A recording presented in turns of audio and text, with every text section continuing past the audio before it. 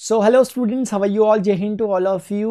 अभी हम स्टार्ट कर रहे हैं। आज बहुत इंटरेस्टिंग चीज़ होने वाली है 2023-24 बोर्ड के लिए। जो भी स्टूडेंट प्रिपेयर कर रहे हैं, मैंने आपके लिए आपकी काफ़ी हैवी रिक्वेस्ट पर मेरे से रिक्वेस्ट करी गई थी, सर फिजिक्स तो आप वन शॉट ले रहे हो लेकिन मैथमेटिक्स के वन शॉट भी ले लो। ऑल दो इस यूट्यूब चैनल में मैथमेटिक्स के बहुत से वीडियो पहले से डले हुए हैं। मैं बार बार बोलता हूँ आपको कि उनसे आप देख सकते हो, ये वो ठीक है, बहुत सारे स्टूडेंट कर रहे हैं। लेकिन फिर काफ़ी स्टूडेंट्स ने जब मुझे ऐसा कहा कि सर एक बार ना हमारे लिए 10-15 दिन दे करके आप एक बार वन शॉट सीरीज ले आओ जो स्ट्रिक्टली 2023-24 बोर्ड के स्टूडेंट्स के लिए बने, उसके लिए मैं ये लाया हूँ। ठीक है। दूसरी बात, मेरे साथ जो कनेक्टेड स्टूडेंट है, जो पढ़ रहे हैं, वो अलग अलग बोर्ड के स्टूडेंट हैं। आप स्टेट बोर्ड, महाराष्ट्र, राजस्थान, झारखंड, छत्तीसगढ़ या फिर बिहार, यूपी, इन अलग अलग जगहों के, उत्तराखंड स्टेट बोर्ड के और अलग अलग नॉर्थ ईस्ट के जगह जगह के हमारे पास स्टूडेंट यहाँ पर मौजूद है। आप अपनी बुक देखो देखो क्या मैट्राइसिस नाम का चैप्टर उसमें है। मैं एक भी चीज यहाँ पे नहीं छोड़ने वाला। अगर आपको लगता है कि टॉपिक छूट गया, मुझे नीचे कमेंट सेक्शन में बता देना। ठीक। अब हम करेंगे क्या ना, हम एक बार वन शॉट लेते हुए सारे के सारे चल रहे हैं। आपको क्या करना है, मेरी बात सुनो। कोई भी reference book, R D Sharma हो, आर एक्स अग्रवाल हो, कुछ भी हो, साइड में रख दो। वो बुक पढ़नी नहीं है आपको। आपको जो पढ़ना है सिर्फ एनसीईआरटी की बुक। अगर आपके एग्जाम बोर्ड में एनसीईआरटी की बुक नहीं चलती तो कोई ना कोई टेक्स्ट बुक चलती होगी जो ऑथेंटिक टेक्स्ट बुक है, जो रिकमेंडेड है आपकी गवर्नमेंट के द्वारा, स्टेट गवर्नमेंट के द्वारा या फिर सेंट्रल गवर्नमेंट के द्वारा। जो भी रिकमेंडेड बुक है, जैसे एनसीईआरटी है वैसे ही हो सकता है आपकी भी कोई बुक हो, लेकिन वो भी ऑथेंटिकेटेड एनसीईआरटी से ही होती है। तो एक अलग तरह का एक मिसकॉन्सेप्शन चलता है कि हम कुछ भी बुक पढ़ने में लगे हुए और फिर हम फ्रस्ट्रेट होते हैं कि इतने टफ क्वेश्चन, ये वो सो कुछ। हमें एक बहुत सिस्टमेटिकली चैप्टर को समझना है, उसके एजेंस को समझना है, उसके कॉन्सेप्ट को समझना है और रिलेटेड क्वेश्चंस करने हैं। आप अपना प्रीवियस क्वेश्चन पेपर उठा के तो देखो एक बार। ज्यादा बातों में मत आओ, टफ आता है पेपर, टफ आता ही नहीं है। Simple concept, straight forward question के आंसर पूछे जाते हैं। एक आधे क्वेश्चन मान लो यार एक बारी के लिए एक्सेप्शनल टाइप का आ जाता है, लेकिन पूरा पेपर आपका हमेशा ही एक मॉडरेट लेवल का आता है। जिसने पढ़ा हुआ वो कर पाता है। अब आप ये देखो कि क्या आप करने के लिए तैयार हो, क्योंकि मैंने तो अपनी एंड से पूरी की पूरी तैयारी कर ली है। मैंने आपके लिए एक चैप्टर निकाल भी दिया, मैट्राइसिस नाम का। आज पढ़ाऊंगा मैट्राइसिस, पढ़ाऊंगा, फिर डिटरमिनेंट्स पढ़ाऊंगा। अलजेब्रा पार्ट में आता है, लगभग 10 से 15 मार्क्स का इसमें क्वेश्चन पूछा जाता है 100 में से, जब एग्जाम में पूछा जाता है। बहुत सिंपल, बहुत just looking like a wow type का टॉपिक है। ठीक है ना, बहुत elegant, just looking like a wow, वही वाला टॉपिक है। ठीक है। अब आज से 1-2 साल बाद बच्चे देखेंगे, बोलेंगे ये क्या था, ये ट्रेंड था, आजकल का ट्रेंड चल रहा है यार ये। ठीक है ना, इंस्टाग्राम में ट्रेंड चल रहा है आजकल का, रेड कलर, वाओ। आगे बढ़ते हैं।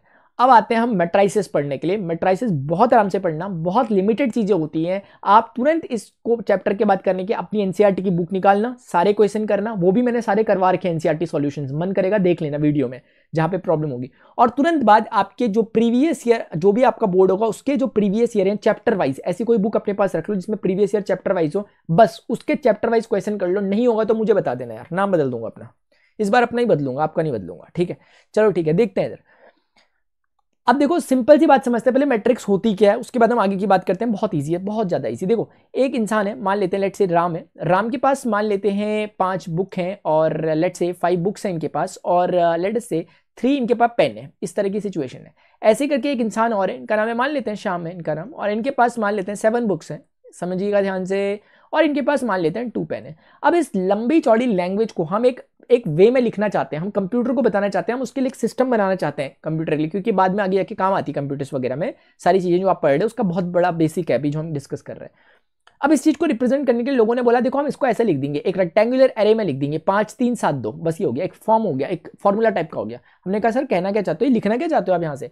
वो बोल रहे सर कुछ नहीं है, इसका मतलब क्या है कि जो ये यहाँ पर ये जो आपको चीज दिखाई दे रही होगी ना, मैंने कहा कौन सी वाली, बोले ये वाली चीज को हमने यहाँ पे राम लिख दिया, इस वाली चीज के आगे हमने श्याम लिख दिया। हमने कंप्यूटर को समझा दिया कि अब से ये वाला राम का है, ये वाला श्याम का है, और ये वाला जो ऊपर को आपको दिखाई दे रहा है, ये वाला ऊपर का बुक को रिप्रेजेंट करेगा, और ये नीचे वाला पेन को। देखो अब आपने जो लैंग्वेज वहां इस्तेमाल की थी, उस अकेले को ये बॉक्स के अंदर रखी हुई जो वैल्यू है समझा रही है। कैसे समझा रही है सर, अगर हम पूछना चाहते हैं कि राम के पास कितने पेन है, तो राम वाले कॉलम, राम वाली जगह में आओ, और राम के पास पेन देखना है, तो पेन देखो, ये तो बुक का इलाका है, पेन पेन यानी 3, तो राम के पास 3 पेन है।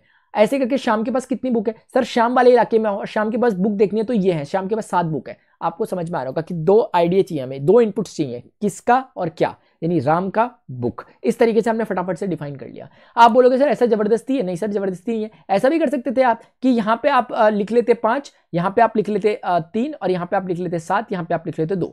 तो उस समय क्या हो जाता, उस समय ये वाला जो रिप्रेजेंट करता, ये रिप्रेजेंट करता इवन बुक को इस तरीके से, और ये वाला रिप्रेजेंट करता पेन्स को, और ये रिप्रेजेंट कर लेता राम को और ये रिप्रेजेंट कर लेता श्याम को। अभी भी वही चीज जो नीचे बोली गई है वही अभी भी बोली जा रही है, but with a different notation.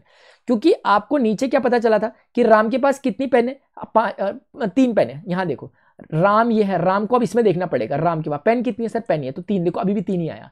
शाम के पास कितनी बुक है सर, शाम वाले इलाके में जाओ, बुक देखनी है तो शाम के पास 7 बुक है। नीचे भी वही पता चल रहा था कि शाम के पास 7 बुक है। आप समझ ही नहीं पाए, आप बोल रहे सर हम समझे ही नहीं कुछ भी, आप पता नहीं क्या बता रहे। मैं तो हल्का सा बता रहा था कि ये मतलब होगा आगे जब हम मैट्रिक्स लिखेंगे तो ये मतलब होगा कि किसी चीज को रिप्रेजेंट कर रहा होगा। ठीक है, इतना ही बोल रहा हूँ, ज्यादा नहीं बोल रहा। सर थोड़ा सा और कुछ आगे डिस्कशन, हाँ तो कर रहा हूँ ना, डिस्कशन कर रहा हूँ, चिंता की बात ही नहीं है।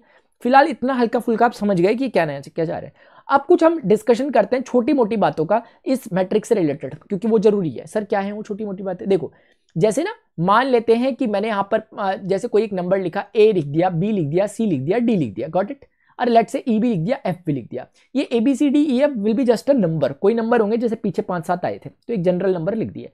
अब इसमें क्या होता है ना, ये जो पर्टिकुलर इलाका है इसको हम कहते हैं रो, ये रो को रिप्रेजेंट करता है। और ये जो पर्टिकुलर ऐसे में जाएगा ये रिप्रेजेंट करेगा कॉलम को, कॉलम को। ठीक है, हिंदी में आव्यूह कहते हैं वैसे मैट्रिक्स नाम के चैप्टर को, ये आपको पता है। और रो और कॉलम को स्तंभ, मतलब रो को आप देखना क्या बोलते हैं उर्दू ऐसा कुछ बोलते होंगे, कॉलम को स्तंभ ऐसा कुछ बोलते होंगे, वो मैटर बिल्कुल नहीं कर रहा। हमें चीजें समझ में आ जाए तो रो कॉलम में कोई बहुत बड़ी बात नहीं है उनके नाम लेने में। ठीक है, अब क्योंकि ना ये रो 1 दिख रही होगी इसलिए इसे रो 1 कहते हैं। और सिमिलरली नीचे वाली को क्या कहते हैं, रो 2 कहते हैं। आपको दिख रहा होगा रो 2 है। तो रो 2 में कितने एलिमेंट है सर, सी डी एफ, रो 2 के एलिमेंट है। रो 1 के कितने एलिमेंट है sir, A B C. Similarly column 1 में कौन कौन एलिमेंट है सर, कॉलम 1 में ए और सी नाम के 2 एलिमेंट है। ये कॉलम 2 हो गया और ये कॉलम 3 हो गया। तो कॉलम मतलब जो ऐसे खड़ा है वो कॉलम, रो मतलब जो ऐसे लेटी हुई है रो हो गई, यानी कि रो का मतलब हॉरिजॉन्टल है जो। शायद आपको मेरी बातचीत समझ में थोड़ी बहुत आ रही होगी। आप बोलोगे सर हमने तो ऐसा पढ़ रखा कि हमारे उसमें तो ऐसे बोलते हैं कि ए बी ई ऐसे रिप्रेजेंट करते हैं। हाँ तो कोई बात नहीं, चलता है। आप चाहे ऐसे स्क्वायर ब्रैकेट टाइप के लगाओ या फिर ऐसे वाले ब्रैकेट लगाओ, पैरेंथेसिस, दोनों में एक ही बात होती है। मैट्रिक्स को दोनों में रिप्रेजेंट कर सकता है, कोई दिक्कत वाली बात बिल्कुल भी नहीं है। एक बात समझ में आ गई। तो सर आपको क्या समझ में आ गया, रोज किसे कहते हैं, कॉलम किसे कहते हैं। रो मतलब ऐसे, कॉलम मतलब ऐसे। अब प्रैक्टिस हो जाए अपनी एक अच्छे से, आ जाओ उधर। जैसे ना एक बार ध्यान से सुनना, जैसे ये ए है, बी है, सी है, डी है, ई है, एफ है। प्लीज प्रैक्टिस करने की हो रही है, जी एच आई। अब मुझे ना समझाना है, देखो मैं इस चीज को कैसे रिप्रेजेंट करूंगा दूसरे तरीके से, प्लीज समझना, सभी की सभी बात को समझेंगे। देखो ये मैं लिखूंगा A11, ये पहली रो, फर्स्ट रो का फर्स्ट कॉलम। ये देखो फर्स्ट रो सेकंड कॉलम। अभी समझाता हूं, चिंता मत करो। अगर आपको समझ आ रहा है डायरेक्ट देख देख के तो बहुत सुंदर, इसका मतलब बड़े खतरनाक लोग हो आप। नहीं आ रहा तो मैं बता दूंगा उसमें क्या है, 3-1 3-2 3-3। अगर आपको समझ में आ गया तो आपको मैट्रिक्स का आधा काम खत्म हो गया आपका। फिर सर क्या लिखना चाहते हो, मैं ये बोलना चाह रहा था ना, अगर आप ऑब्जर्व कर पाओगे इसकी पोजीशन को, देखो ये पहली रो में है कि नहीं है, क्या ये पहले कॉलम में है कि नहीं, बिल्कुल है सर, है ना। आपको देखो डाउट ना हो इसलिए मैं इसको बेचारे को हटा देता हूं यहां से, अभी फिलहाल के लिए यहां पे लिख देता हूं। आप मेरी बात बहुत ध्यान से सुनने की हो रही है, बस खत्म हो गया। क्योंकि अगर आप ये बात समझ पाते हो तो सारी बातें फिनिश हैं। ये रो 3 के एलिमेंट्स है, ये रो 2 के एलिमेंट्स है, ये रो 1 के एलिमेंट्स है। Got it, you are getting my point. ये कॉलम 1 के एलिमेंट है, ये कॉलम 2 के, कौन कौन है कॉलम 2 के, ये 3, ये पूरा कॉलम दिख रहा है। और कॉलम 3 मतलब ये पूरा कॉलम दिख रहा है। क्या आप मेरी बात को समझ में आ रही किसी के, अरे भैया आ रही है आपकी मेरी बात समझ में सिराज, आ रही है। तो इस तरीके से अब आप खुद सोच सकते हो कि जैसे इस एलिमेंट को पता करना है कौन है। सर खुद देखो ये दूसरी रो में है नहीं है, है सर, ये दूसरे कॉलम में है नहीं है सर, इसलिए रो फिर पीछे कॉलम लिखते हैं। ठीक है, इसको ऑब्जर्व करो। सर ये कौन सी रो में, सर ये दूसरी रो में। कौन से कॉलम में, सर तीसरे कॉलम में। बस इसीलिए हमने ऐसा कहा। तो आगे रो पीछे कॉलम लिखते हैं उसमें, ठीक है, ऐसे करके। तो अब से कभी भी अगर मैं कोई एलिमेंट रिप्रेजेंट कर रहे हैं हम ए आई जे से, तो ऑटोमेटिकली मतलब है कि आई रिप्रेजेंट कर रहा है कि उसका नंबर ऑफ रो कौन सी है, वो कौन सी रो का एलिमेंट है, और जे रिप्रेजेंट कर रहा है कि वो कौन से कॉलम का एलिमेंट है। स्वाहा, इतनी सी ही मैंने बात बोली, इससे ज्यादा कुछ मैंने बात बोली नहीं। अब आपको समझ में आ रहा होगा। अब धीरे धीरे हमें एकदम से प्रैक्टिस हो जाएगी। अगर हम नया नया देख रहे होंगे चलेगा, लेकिन बाद में हमें एकदम से प्रैक्टिस हो जाएगी कि इस एलिमेंट को क्या कहना चाहिए, 2-3, क्योंकि सेकंड रो थर्ड कॉलम। ये कौन है सर, ये कौन है सर, ये 2-2 है। ये ओहो इतनी जल्दीबाजी, ये 1-2 है सर, क्योंकि फर्स्ट रो सेकंड कॉलम। आप समझ रहे हो, पहली रो में है और पहला और दूसरा कॉलम है, बस समझ गए आप बात को। ठीक है, तो first row first column, first row second column, first row third column. उसके बाद सेकंड रो में हम आ गए लेकिन कॉलम 1 ही है, सेकंड रो में हम आ गए लेकिन कॉलम 2 है, सेकंड रो में आ गए लेकिन कॉलम 3 है। इस तरीके से आप समझ गए हो बात को। अब मैं कुछ नहीं ज्यादा बोल रहा आपके साथ, सर हम तो समझ गए बात को, आगे बढ़ लो अब जरा। अब अगर आपको ये बात समझ आ गई तो एक नया टॉपिक इसका है ऑर्डर ऑफ मैट्रिक्स। बहुत सिंपल टॉपिक है, सिर्फ कॉन्सेप्ट समझते हुए चलो। अभी ये मत सोचो सर क्वेश्चन कैसे करेंगे, क्वेश्चन कैसे करेंगे। आपको एक बार फंडा समझ में अगर आ गया ना यार, क्वेश्चन सिर्फ यही चेक करता है कि आपको फंडा समझ में आया या नहीं, इसके अलावा कुछ नहीं। रुक जाओ यार, ये चुभ रहा, आवाज आ रही है आपको, ठीक है।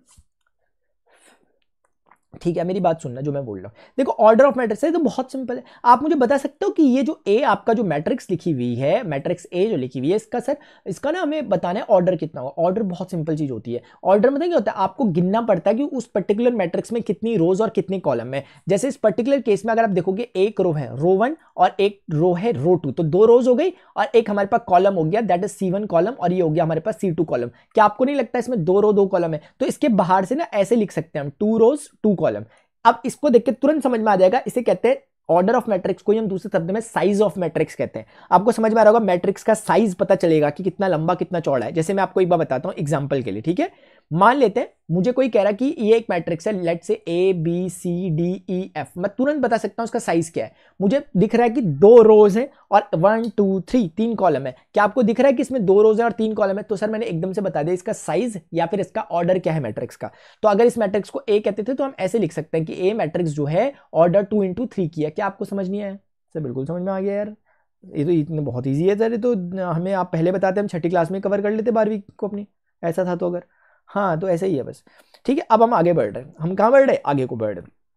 सर मैं ऑर्डर समझ में आ गया, अच्छा ऑर्डर भी समझ में आ गया। तो ध्यान रखना हमेशा आगे कौन रहता है? रो रहती है, पीछे कौन रहता है डियर? कॉलम रहता है, ठीक है। उसी हिसाब से हमें करना है। अच्छा आपको लगे हाथ एक बात बता दो, अगर नाराज ना हो तो सर बता दो जरा, देखते हैं नाराज होते नहीं होते। देखो इसमें क्या होता है ना, आप माय गॉड ये पूरा इरेज हो गया, वो तो शुक्र है मुझे जरूरत नहीं थी उसकी। हाँ पूरा इरेज हो गया भाई एक बारी में। नंबर ऑफ एलिमेंट्स, किसी भी मैट्रिक्स जो होती है ना उसमें कितने नंबर ऑफ एलिमेंट्स होते हैं, जैसे आप काउंटिंग करोगे 1 2 3 4 एलिमेंट है इसके अंदर। इसका सिंपल तरीका क्या है कि जो आपकी नंबर ऑफ रोज होती हैं उसको नंबर ऑफ कॉलम से मल्टीप्लाई कर देना होता है। आप बोलोगे IJ क्यों लिख रहे हैं? क्योंकि ना इन जनरल समझ नहीं रहे मेरी बात है। ऐसा तो नहीं कि सर के ऊपर से एकदम बाउंसर जा रहा, तो जा भी रहा तो छक्का मारो ना, बाउंसर में छक्के नहीं पड़ते क्या? पढ़ते हैं उसमें भी। चलो आ जाओ। तो कहने का मतलब है कि जब भी हम किसी मैट्रिक्स को रिप्रेजेंट करते हैं ना, जैसे इस मैट्रिक्स को, तो हम इसको ऐसे लिख सकते हैं। ये क्या है? ये क्या है भाई? नीला लाल एक साथ। जब आप किसी मैट्रिक्स को रिप्रेजेंट करते हो ना, डरा देते यार इसने तो, 2 into 2 ऐसे लिखते हैं हम उसको। तो इन जनरल जब हम उस मैट्रिक्स को लिखते हैं तो हम ऐसा लिखते हैं AIJ टाइप का। जैसे एग्जांपल के लिए मैंने आपको पीछे एक मैट्रिक्स दिखाई थी एग्जांपल के लिए, ये वाली मैट्रिक्स है ना। इस मैट्रिक्स को अगर कोई एक नाम देना चाहता है ना इस पूरी मैट्रिक्स को, तो वो ऐसे बोल सकता है, देखो AI into J। मैंने जनरल वाला नहीं किया कि कहीं I into J, और इस पर्टिकुलर केस में उसे 3 into 3 बोल सकता है, ठीक है। बस ये बात है।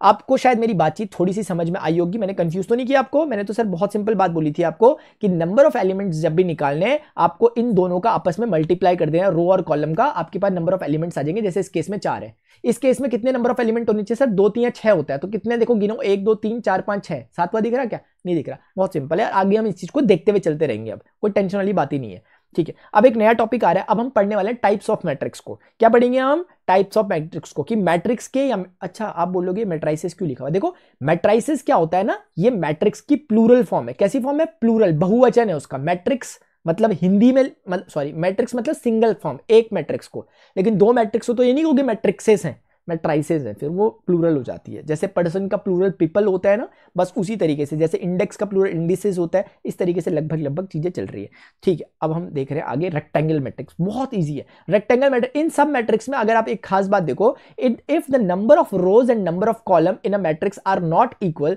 The matrix is called a rectangular matrix. Rectangular matrix का मतलब क्या?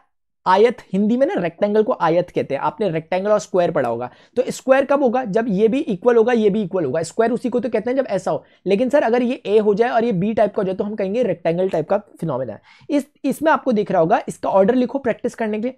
डियर 2 into 1 है, 1 into 2 नहीं है, 2 into 1। क्यों सर? क्योंकि 2 रोज है, एक रो 2 रो, और कॉलम बेचारा एक ही है, ठीक है। अच्छा इसमें देखो सर, एक रो है नंबर 2 रोज हो गई सर, बहुत अच्छा। कॉलम कितने सर? 1 कॉलम है, 2 कॉलम है और 3 कॉलम है। हो गया क्लियर? ठीक है। अच्छा इसमें कितनी रो है सर? नंबर 1 रो, नंबर 2 रो, नंबर 3 रो, तो 3 बार रो। आप मत रो, मतलब मैं कह रहा कि आप क्यों रो गए? आप तो वन शॉट देख रहे हैं ना, जो नहीं देख रहा वो रोए। हाँ तो उसके बाद 1 कॉलम और ये क्या गया 2 कॉलम, तो कुल मिलाकर 3 रोज और कितने कॉलम? 2 कॉलम। आपको शायद इन सब के ऑर्डर लिखने आए होंगे। नहीं आए, आ गए। अच्छा अच्छा, अगर आपको कोई एलिमेंट पूछे कितने थे, 3 दूनी 6, गिन लो 6 ही होंगे। इसमें कितने सर, 2 3 6, 6 ही होंगे। इसमें 2 ही कम, 2 ही एलिमेंट है। ठीक है सर, समझ में आ गया। लेकिन सर ये रेक्टेंगल का समझ नहीं आया। सर रेक्टेंगल ही तो है, देखो ये 2 है, ये 1 है, ये 2 है, ये 3 है, ये 3 है, ये 2 है। अगर ये दोनों एक जैसे होते, यानी 3 इंटू 3 होता या 2 इंटू 2 होता, तो हम कहते हैं कि वो स्क्वायर मैट्रिक्स है। फिर क्या कहते हैं उसे, स्क्वायर मैट्रिक्स। तो रेक्टेंगुलर मैट्रिक्स बहुत ईजी टर्म था, तो समझ में आ गया। अगला टर्म आपको एकदम से समझ में आ जाएगा जब मैं लिखूंगा स्क्वायर मैट्रिक्स। आपको कोई बोलेगा तो आप तुरंत समझ जाओगे जरूर स्क्वायर मैट्रिक्स में ऑर्डर कैसा होगा, इक्वल इक्वल। तो अभी हम देखते हैं, ठीक है क्या है, अभी हम देखते हैं। कोई दिक्कत की तो कोई बात ही नहीं चल रही, ठीक है। इधर देखो, जैसे ये है कॉलम मैट्रिक्स एक आया, आप लैंग्वेज पढ़ लो, मैं आपको सिंपल बताता हूं लैंग्वेज से क्या करोगे। देखो कॉलम मैट्रिक्स का मतलब होता है जिसमें एक ही कॉलम है, बस खत्म बात, खत्म। कॉलम है, रो कितने भी हो चलेगा।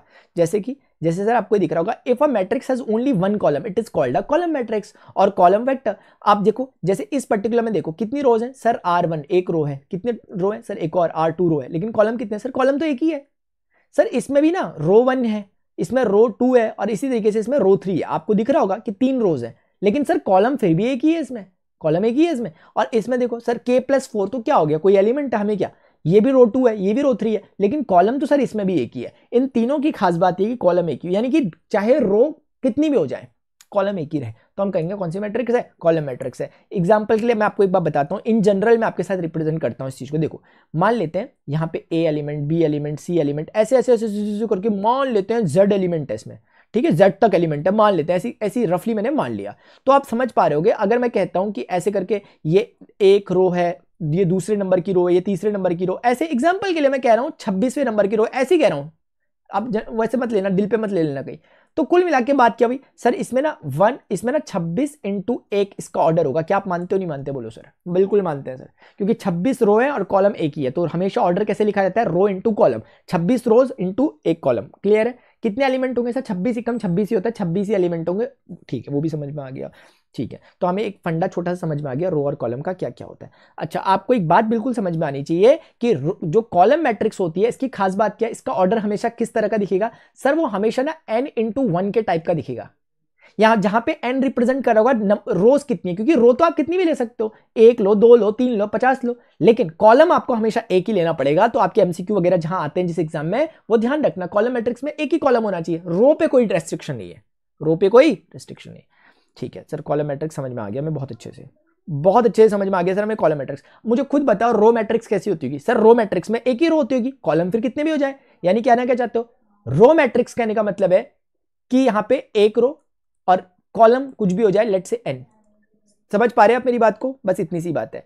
इसका मतलब यहां पर डियर स्टूडेंट्स क्या होगा कि हमारे पास रो मैट्रिक्स का मतलब होगा कि जैसे A है, B है, C है, ये रो मैट्रिक्स होगी सर, कभी भी नहीं होगी। क्यों नहीं होगी, क्योंकि रो 1 है, रो 2 है और रो 3 है, 3 अलग अलग रोज है। तो कैसी मैट्रिक्स, जैसे ये मैट्रिक्स सिंगल रो, आप देखो ध्यान से, भले ही इसमें कॉलम कितने हैं, 2 है, C1 और C2 2 कॉलम, इसमें आप देखो कॉलम 1, कॉलम 2, कॉलम 3, यानी कि 3 कॉलम्स इसमें मौजूद हैं, लेकिन रो सिर्फ इसमें कितनी है, एक ही है।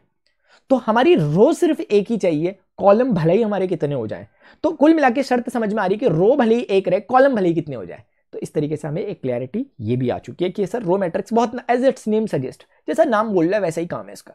स्क्वायर मैट्रिक्स सर, ये तो हम पहले ही बोल चुके हैं, जो रेक्टेंगुलर मैट्रिक्स नहीं है वो पक्का स्क्वायर मैट्रिक्स होंगी। यानी कि ऐसी मैट्रिक्स जिसमें आप देखो, खुद देखो 2x2, क्योंकि एक रो दूसरी रो, प्रैक्टिस हो रही है ना रो की। और ये कॉलम कौन सा है, कॉलम 1 कॉलम 2। आप मेरी बात समझ ही नहीं पा रहे हैं, आप समझ ही नहीं पा रहे कि सर रो 1 रो 2 और कॉलम 1 कॉलम 2 क्या, समझ गए। अच्छा, तो आपको दिख रहा होगा 2 ही रो 2 ही कॉलम। इसमें देखो एक रो, अच्छा दूसरी भी रो आ गई, अच्छा जी तीसरी भी रो आ गई, क्या बात कर रहे हैं यार, ये कॉलम 1 हो गया जी, कॉलम 2 हो गया जी, कॉलम 3 हो गया जी। इसका मतलब क्या हो गया कि 3 रोज हैं, 3 कॉलम है। मतलब क्या हुआ, मतलब ये हुआ कि इसमें इक्वल इक्वल, जैसे साइड्स इक्वल होती हैं स्क्वायर की, वैसे इसमें नंबर ऑफ रोज और नंबर ऑफ कॉलम इक्वल है, इसलिए हम स्क्वायर मैट्रिक्स कहते हैं। तो स्क्वायर मैट्रिक्स की कितनी सिंपल सी कंडीशन हो गई, जिसमें नंबर ऑफ रोज और नंबर ऑफ कॉलम क्या हो जाए, इक्वल हो जाए। इसे हम दूसरे शब्दों में क्या लिख सकते हैं, I = J हो जाए। आप बोलोगे ये क्या लिख दिया सर आपने, अरे मैं बोल रहा था ना अभी कि हम किसी मैट्रिक्स को जब रिप्रेजेंट करते हैं तो उसको जनरली ऐसे रिप्रेजेंट करते हैं, जहां पे बताते हैं कि इस मैट्रिक्स का जो रोज हैं वो I हैं, कॉलम जो है J है। जब मैं बोल रहा हूं I और J बराबर होगा, इसका मतलब मैं स्क्वायर मैट्रिक्स की बात कर रहा हूं। और जब मैं कह रहा हूं कि I और J बराबर नहीं हुए, तो इसका मतलब मैं कह रहा हूं कि वो रेक्टेंगुलर टाइप मैट्रिक्स होगी। शायद आपको समझ में आ रहा होगा, इतने अच्छे से आपके लिए स्लाइड्स वगैरह बना रखी है यार, समझ में आ रहा होगा ना इतने में? बिल्कुल आ रहा होगा, ठीक है। काम ताकि ईजी हो जाए इसलिए काम किए जाते हैं, ताकि लिखने वगैरह में ज़्यादा टाइम ना लगे, ठीक है, क्योंकि मेन बात समझ में आनी चाहिए अपने को। डायगोनल मैट्रिक्स बहुत इंपॉर्टेंट है, आप थोड़ा ध्यान से सुनना इस चीज़ को। हो सके तो मैं आपको एक स्लाइड में अलग से दिखा दूंगा, ताकि आपको बाद में इसे दिखा दूँ। देखो डायगोनल मैट्रिक्स किसे कहते हैं सर? डायगोनल मैट्रिक्स में क्या होता है ना सर, ए है, बी है, सी है, ये 0 है, ये 0 है, ये 0 है, ये 0 है, ये 0 है, ये 0 है। ले भाई, मतलब सब कुछ 0 है, सिर्फ किसको छोड़ करके? डायगोनल को छोड़ करके। किसको छोड़ करके? डायगोनल को छोड़ के। अगर आप ध्यान से देखो इस मैट्रिक्स को, लेट्स से अगर मैं ए नाम देता हूं, तो ये मैट्रिक्स एक डायगोनल मैट्रिक्स का एग्जांपल है। जैसे किसी स्क्वायर में एक डायगोनल होता है ना, वैसे ही। तो सर डायगोनल तो सर ये भी हो सकता था, ये क्यों लिया आपने? क्योंकि ना हम लोगों ने एक डायगोनल, इस डायगोनल को प्रिंसिपल डायगोनल या मेन डायगोनल बोला होता है। तो जब हम कह रहे होते हैं कि ऐसी मैट्रिक्स जिसका प्रिंसिपल डायगोनल के एलिमेंट्स को छोड़कर बाकी सारे एलिमेंट 0 है, वो डायगोनल मैट्रिक्स कहलाती है। एग्जांपल के लिए लिख दो यहां पे कुछ, जैसे 1 2 3 लिख दो, बाकी 0 0 0 लिख दो। तो इस मैट्रिक्स की खास बात क्या होगी कि इस मैट्रिक्स में मेन डायगोनल को छोड़कर बाकी सारे एलिमेंट 0 होते हैं। तो आप अपने हिसाब से इसकी डेफिनेशन बना सकते हो डायगोनल मैट्रिक्स की। अगर कोई आपको बोल रहा है कि डायगोनल मैट्रिक्स जो होती है, डायगोनल स्पेलिंग सही कर लेना, डायगोनल मैट्रिक्स जो होती है, अगर कोई आपको बोल रहा है कैसी दिखती है, तो आप बहुत आसानी से बड़ी मजेदार बात बोलोगे। मैं जानबूझ के बात को बोल रहा हूँ यहाँ पे, मैं चाहता आपको नहीं बोलता, आपको समझ क्योंकि आ ही चुका ऑलरेडी, लेकिन एक बात बोल रहा हूँ जानबूझ करके। देखते हैं आप समझ पाते हो नहीं पाते, देखी जाएगी आज तो। इधर देखो, इसको जनरल लैंग्वेज में लिखूँ, ये A11 है, ये A12 है, first row second column, first row third column, second row first column, second row second column, second row third column, third row first, third row second और थर्ड रो थर्ड कॉलम। आप मेरी बात समझ पा रहे हैं? Generally ये है। अगर आप ऑब्जर्व करोगे इन तीनों पे ऑब्जर्व करो यहां से, क्योंकि डायगोनल एलिमेंट, और यहां पे भी ऑब्जर्व करो, क्या कुछ खास बात नजर आ रही है कि इसे प्रिंसिपल या मेन डायगोनल कह के अलग से क्यों से आइडेंटिफाई किया गया होगा? क्योंकि इसकी रोज और कॉलम इक्वल है। ध्यान से देखो, वो A11, A22, A33, A44, यानी कि जो रो का नंबर है वही कॉलम का नंबर है। अगर आप इस वाले डायगोनल को अज्यूम करते तो गड़बड़ होती, इसमें नहीं है वो चीज 1 3 2 2 3 3, इसमें नहीं है वो वाली बात, इसमें नहीं हो वाली बात। तो अगर मैं डिफाइन करना चाहूं, क्योंकि आपके एग्जाम में ना इस तरह से डेफिनेशन आ सकती है, कुछ भी आ सकता है, तो मैं आपको प्रॉपर कॉन्सेप्ट दे रहा हूं, इसलिए ध्यान से समझो, आपको दिमाग को खोलने की कोशिश कर रहा हूं। इधर देखो सर, मैं बोल सकता हूं कि इसमें ये होता है 0 और ये होता है इसमें नॉन इक्वल टू 0।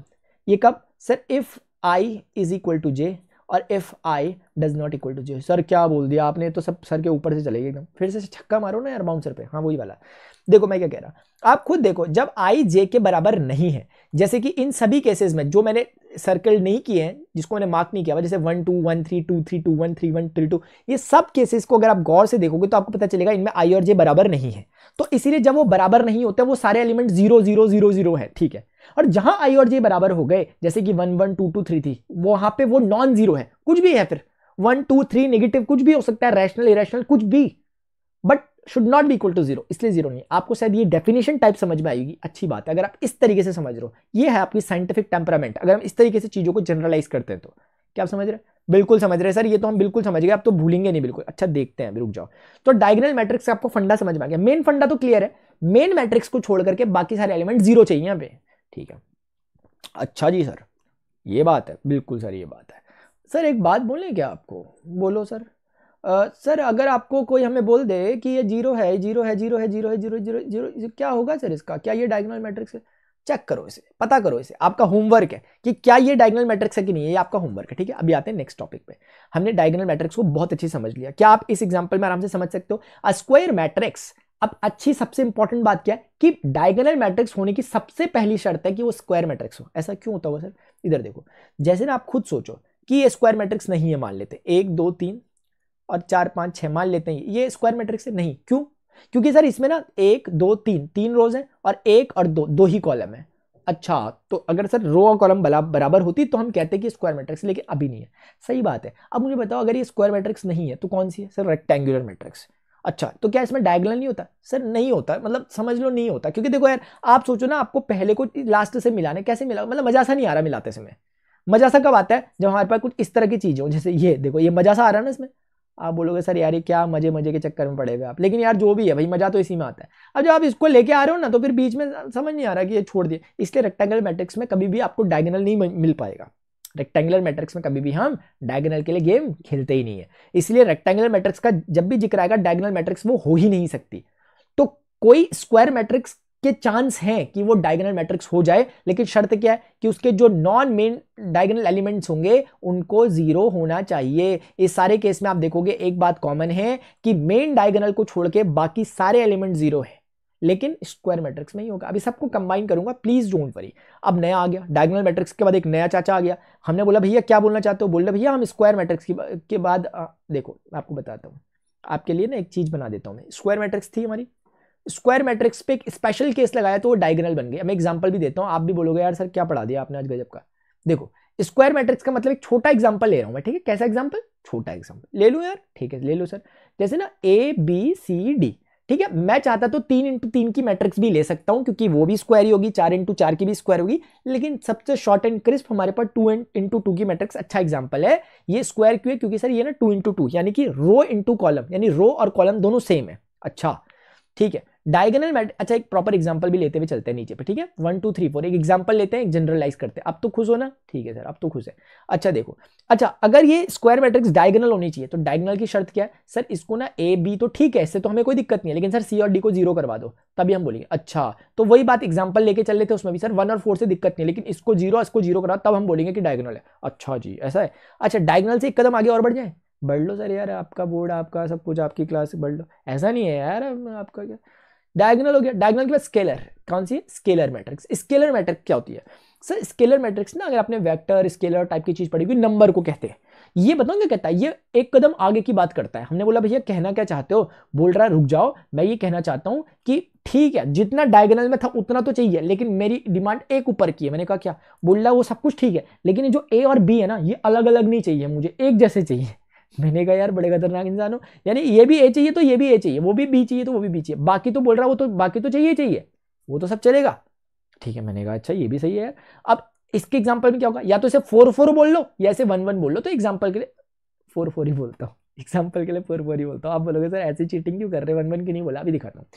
समझ में आ गया। अच्छा इतना भी हो गया, तो स्केलर मैट्रिक्स हो गई। सर स्केलर मैट्रिक्स के बाद एक नया टर्म आएगा, अभी मैं थोड़ी देर बताऊंगा, उसको कहेंगे आइडेंटिटी मैट्रिक्स। कौन सी मैट्रिक्स कहने वाले हैं, आइडेंटिटी मैट्रिक्स। क्या होती है सर आइडेंटिटी, देखो आइडेंटिटी मैट्रिक्स में क्या होता है ना, वो कहता है सेम सेम भी हो गए उतना भी चाहिए मुझे स्केलर की तरह, लेकिन ये सेम सेम भी वो होंगे जो मैं नाम लूंगा। मैंने कहा क्या नाम लोगे, बोले 1, बोले उस सेम सेम का नाम भी 1 होना चाहिए।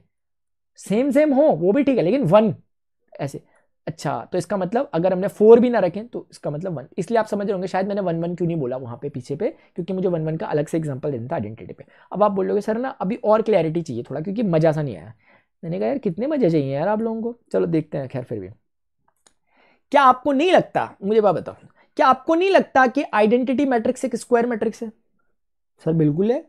कैसे बोला आपने, क्योंकि सर स्क्वायर मैट्रिक्स में तो सिर्फ हमें इतना पता करना होता है ना कि उसकी रो और कॉलम बराबर है। सर रो और कॉलम तो बराबर है ना, देखो 2 और 2 इसका है तो हो गया स्क्वायर। अच्छा जी सर आप मुझे बताओ क्या ये डायगोनल मैट्रिक्स है, इसी पे फोकस करो, इसी पे फोकस करो आइडेंटिटी पे।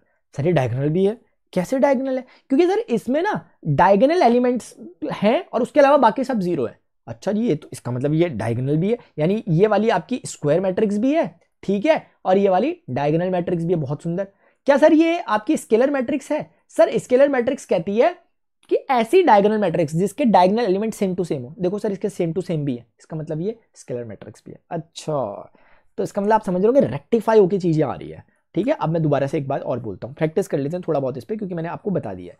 देखो क्या आपको लगता है कि हर डायगोनल मैट्रिक्स एक स्क्वायर मैट्रिक्स है, क्योंकि ऐसे क्वेश्चन पूछा जाएगा, देखकर बोलना, कोई हाइपर दिमाग नहीं लगाना अपना, बहुत सिंपल, ठीक है। क्या सर कोई डायगोनल मैट्रिक्स, हर डायगोनल मैट्रिक्स स्क्वायर होती है, सर होना ही पड़ेगा, पक्का होना पड़ेगा, क्योंकि मैंने बताया डायगोनल खींचेंगे हम स्क्वायर पे।